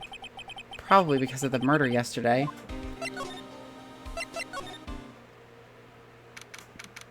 June 20th, Fey Manor Winding Way. Little Pearl isn't here today. Maybe she's at school? June 20th, Fey Manor Side Room. Oh, hey! Like, you're that guy from yesterday. The, dentist guy? No, I'm a lawyer. That's right. Mr. Smith, Esquire. That's right. Wait, I mean, you're wrong. My name is right. Smith, right. Well, I got like 3 letters at least. I don't think she gets the point. Anyway, why are you here? So, like, I study this thing called parapsychology at this college, and, you told me about that yesterday. The sesame allergy, too. What I'd really like to know is why you're still here today. Oh, so, like, that's what you meant. Like, you should have been more, like, clear about it. Uses my guaranteed purchase ticket to buy a 3-star instead of Saber. Yeah, Holloway was talking to me about it. It's like there's only 1 5-star on the entire list. So it's like, why wouldn't you go for her? Sorry, my bad. No, it's okay. Like, it's really... That's it? Why'd you stop mid-sentence? Did I? So, like, what was I talking about again? If Lotta ever wanted another genuine mysterious phenomenon, it's right here. Saber's a pretty bad 5-star, and Hercules is one of the best units in the game. Oh, okay. But also, Saber is a pretty girl. And Hercules is like a huge muscle guy who's like pissed off all the time. That's not very fun. So why are you still here today? Like, there's so much for me to like study here. Like, what? Like, the medium's training, or like, how they inherit their spiritual power? I suppose. This village is the real thing, after all. So, like, I asked if I could stay here for, like, a little longer. She sure seems like the carefree type, at least, on the surface. Have you heard about the murder? It's, like, totally scary. she says, with a silly smile plastered on her face. So, do you know anything about it that might help? Somehow, I don't think she has a grip on reality, let alone what's going on here.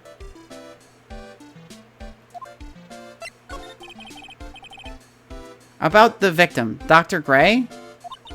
I don't know who you're talking about. Like, wait, I think you asked about him, like, yesterday, too? That's right. Her reaction yesterday when I asked was... I mean, according to Holobay, there is one star you can get. You and Dr. Gray know each other, right? I don't know any Dr. Gray. Oh, really? Then what was all that talk about him earlier? Huh? Well, like, a long time ago, I was, like, a patient. Yeah.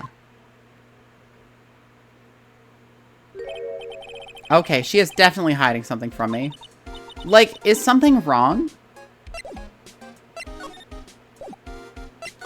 I don't have the mechanic yet. Now where did this box come from? I'm sure this wasn't here last night.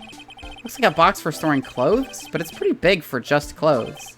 It's mostly empty, but a few folded pieces of channeling costumes sit at the bottom. Sava.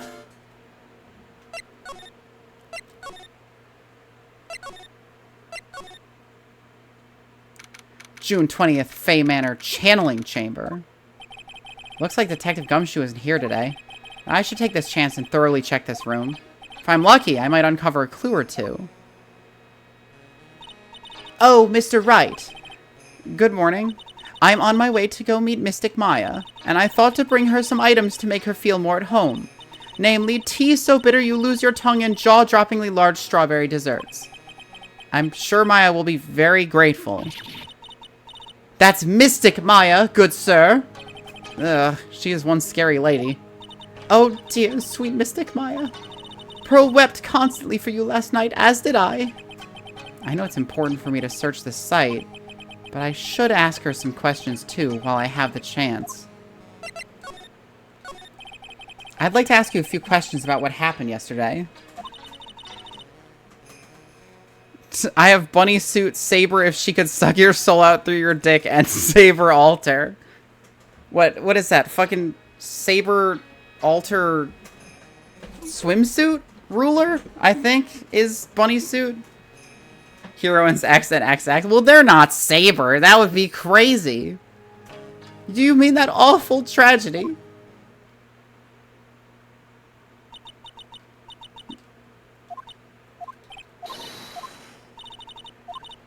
Yeah, that was a whole thing that we did. What happened here in this room after I left? Well, first I struck Mystic Maya on the head. To make her go unconscious, correct? That is correct. Next, I performed the spirit severing technique. Spirit severing technique? The spirit of that nurse who is inside Mystic Maya's body. I used the technique to send the nurse's spirit back to the other world. I wonder if this kind of testimony is even admissible in a court of law. By the way, what is this room exactly? The channeling chamber? This room was created for the sole purpose of preventing such a tragedy as yesterday. What do you mean? Sometimes, when an inexperienced medium calls an especially strong spirit, that spirit may become violent and revolt, as you witnessed yesterday. Revolt? But how? When a spirit enters a medium's body, she loses her will and herself steps aside. To put it another way, the spirit is borrowing the medium's body, good sir. But isn't that extremely dangerous? An experienced medium has little problem controlling a spirit. But Mystic Maya, that was her first channeling. And that was why I insisted on locking the door. However, I never thought that it would be calling danger upon the client himself. I am grateful that one of our heirlooms was not damaged in this horrible incident. And that would be the folding screen there. It is the Kurain's sacred writings. Along with the Kurain's sacred urn, they are this village's most treasured possessions. If I ever found out that something had happened to either one... Oh, the humanity. Odd for her to be worrying about the folding screen at a time like this. And the urn, of course, was exploded at one point. I guess this isn't just some dilapidated old screen after all. So, how's Pearl today? Mr. Wright. Yes? In this world, Pearl is my most treasured possession. When compared to even Mystic Maya, Pearl has the spiritual power to become a master. That's very impressive. Until now, the women of the Branch family had thought themselves to be inferior. But Pearl is different. Her spiritual strength is so great, it's even greater than some of the main family. Yes, Pearl is a channeling prodigy and is the pride of the Branch family. Wow, she's really fired up now. In any case, our world is so different from yours, perhaps it is best for you to quit, good sir. Quit? Quit what? Anyway, I'm gonna look around. It's a beautiful and expensive folding screen. It also looks quite old. There seems to be some sort of sacred text written on it, but I can't read it. It's a hole. Could this have been made by a bullet? Folding screen added to the court record. Well then, I do believe it is time for me to take my leave. Alright, please tell Maya I said hi. What was that? I mean, Mystic Maya. I will tell her.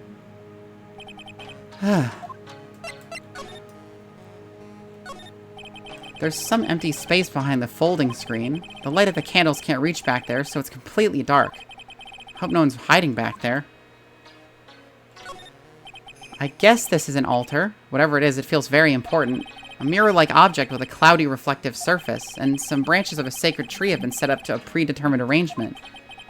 I guess they're just used during the channeling.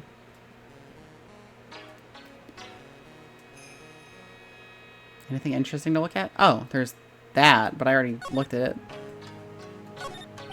This is where the medium sits, I assume. There are 4 panels in this flooring. The straw in the flooring feels a little damp, probably from the humidity in the air. No matter what I do, my eyes keep getting drawn to the pool of blood in the center here. It's a little damp because of all the blood. You know, the blood? The meditation room is on the other side of this very heavy-looking door. The lock in it is broken because, well, I broke it. Doesn't seem to be possible, but I managed to break it pretty badly. When we want to do something bad enough, people can do the most amazing things. Jot that down. It's moist. The moistness. June 20th, Fay Manor, Winding Way. Ah! You surprised me! And how are you today? I guess she hasn't opened a friendly chatting. Huh? She's still holding something in her hand. Looks like the same thing she had yesterday. Here you go. Oh, yeah, Maya said to give this to you? Ah! I'm in trouble now! Morgan sees us like this, I'll be the next one they're channeling. That's Mystic Maya's... Huh? She actually spoke. Who are you? I'm Phoenix Wright. I, worked with Maya? You worked with Mystic Maya? You're Mr. Nick, right? Excuse me? I bet I know who she picked Nick up from. I know who you are. You're Mystic Maya's... special someone. Whoa, what? So then, of course! You're gonna help Mystic Maya, aren't you? That's what you're gonna do, right? Well, yeah, I will. Oh, wow. It's like a beautiful fairy tale. That earnest look shining brightly in your eyes. It must be true love. What? Why am I being boiled into a bright red lobster by this little kid? I'm so jealous of Mystic Maya. What a wonderful relationship. Well, wait. I mean, things aren't like... I can tell you're a good person. Alright, Mr. Nick. I may be small, but I'm gonna help you in any way I can. Pearl, are you friends with Maya? I feel very grateful to be friends with her. She's so great. I want to be like Mystic Maya when I grow up. I really look up to her. Wow, I had no idea Maya was so revered. Usually when people don't use Mystic Maya's title, I get mad. Oh, sorry. But if it's you, Mr. Nick, then it's okay. Because you're special to her. Where in the world did she get an idea like that? By the way, This may be rude, but, which channeling school are you from? Which channeling school? Yes. For example, I study the Karain technique. Ah, I get it. No, no, no. I'm a lawyer. A lawyer. Lawyer? Yep. Is that related to spirit mediums in any way? None that I know of. Wait, are you telling me you don't know what a lawyer is? I'm sorry, but I have no idea. Maya did say Pearl doesn't know much about the outside world. So what's that you got there, Pearl? Check Pearlie's age real quick. Okay. I don't remember. She's real little, right? Yeah, she's 8. She's itty-bitty. Oh, this, I found it yesterday. If you want it, I can give it to you. Sure. Alright, well, if you really want to give it to me. You look like a child at a toy store, Mr. Nick. She not only speaks in a refined manner, but laughs in one, too. Black key added to the court record. Mr. Nick? Yes, Pearls? I can call you that, right? You're too cute to just call you Pearl. Sure, Mr. Nick. Are you sure it's okay for me to have this Magatama? Yeah, it's okay. I was told to give it to you. But I can't accept something like this. All I really should do is charge this Magatama with spiritual energy. Spiritual energy? Please take this. I'm sure it will be helpful. What do you mean? It will let you see people's secrets. See people's secrets? Yes. If it's alright with you, I'd like to accompany you for a little while. I can explain the Magatama's power to you while we meet someone hiding a secret. Okay. I am going to save, and I'm going to end stream a little early because my throat hurts so bad. I need to have some, like, ice cream or something. I gotta do something about this. I'm gonna try and get Holiday to bring me to like, CVS or something. To get some ice cream. The talker. Real. So fucking real.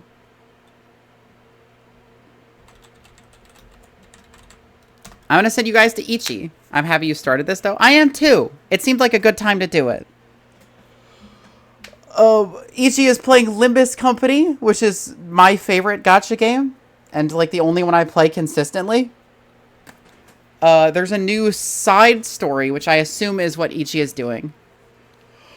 I will be returning to stream on Sunday. We're going to be playing more Blacktail. And I hope to see you then. Bye-bye.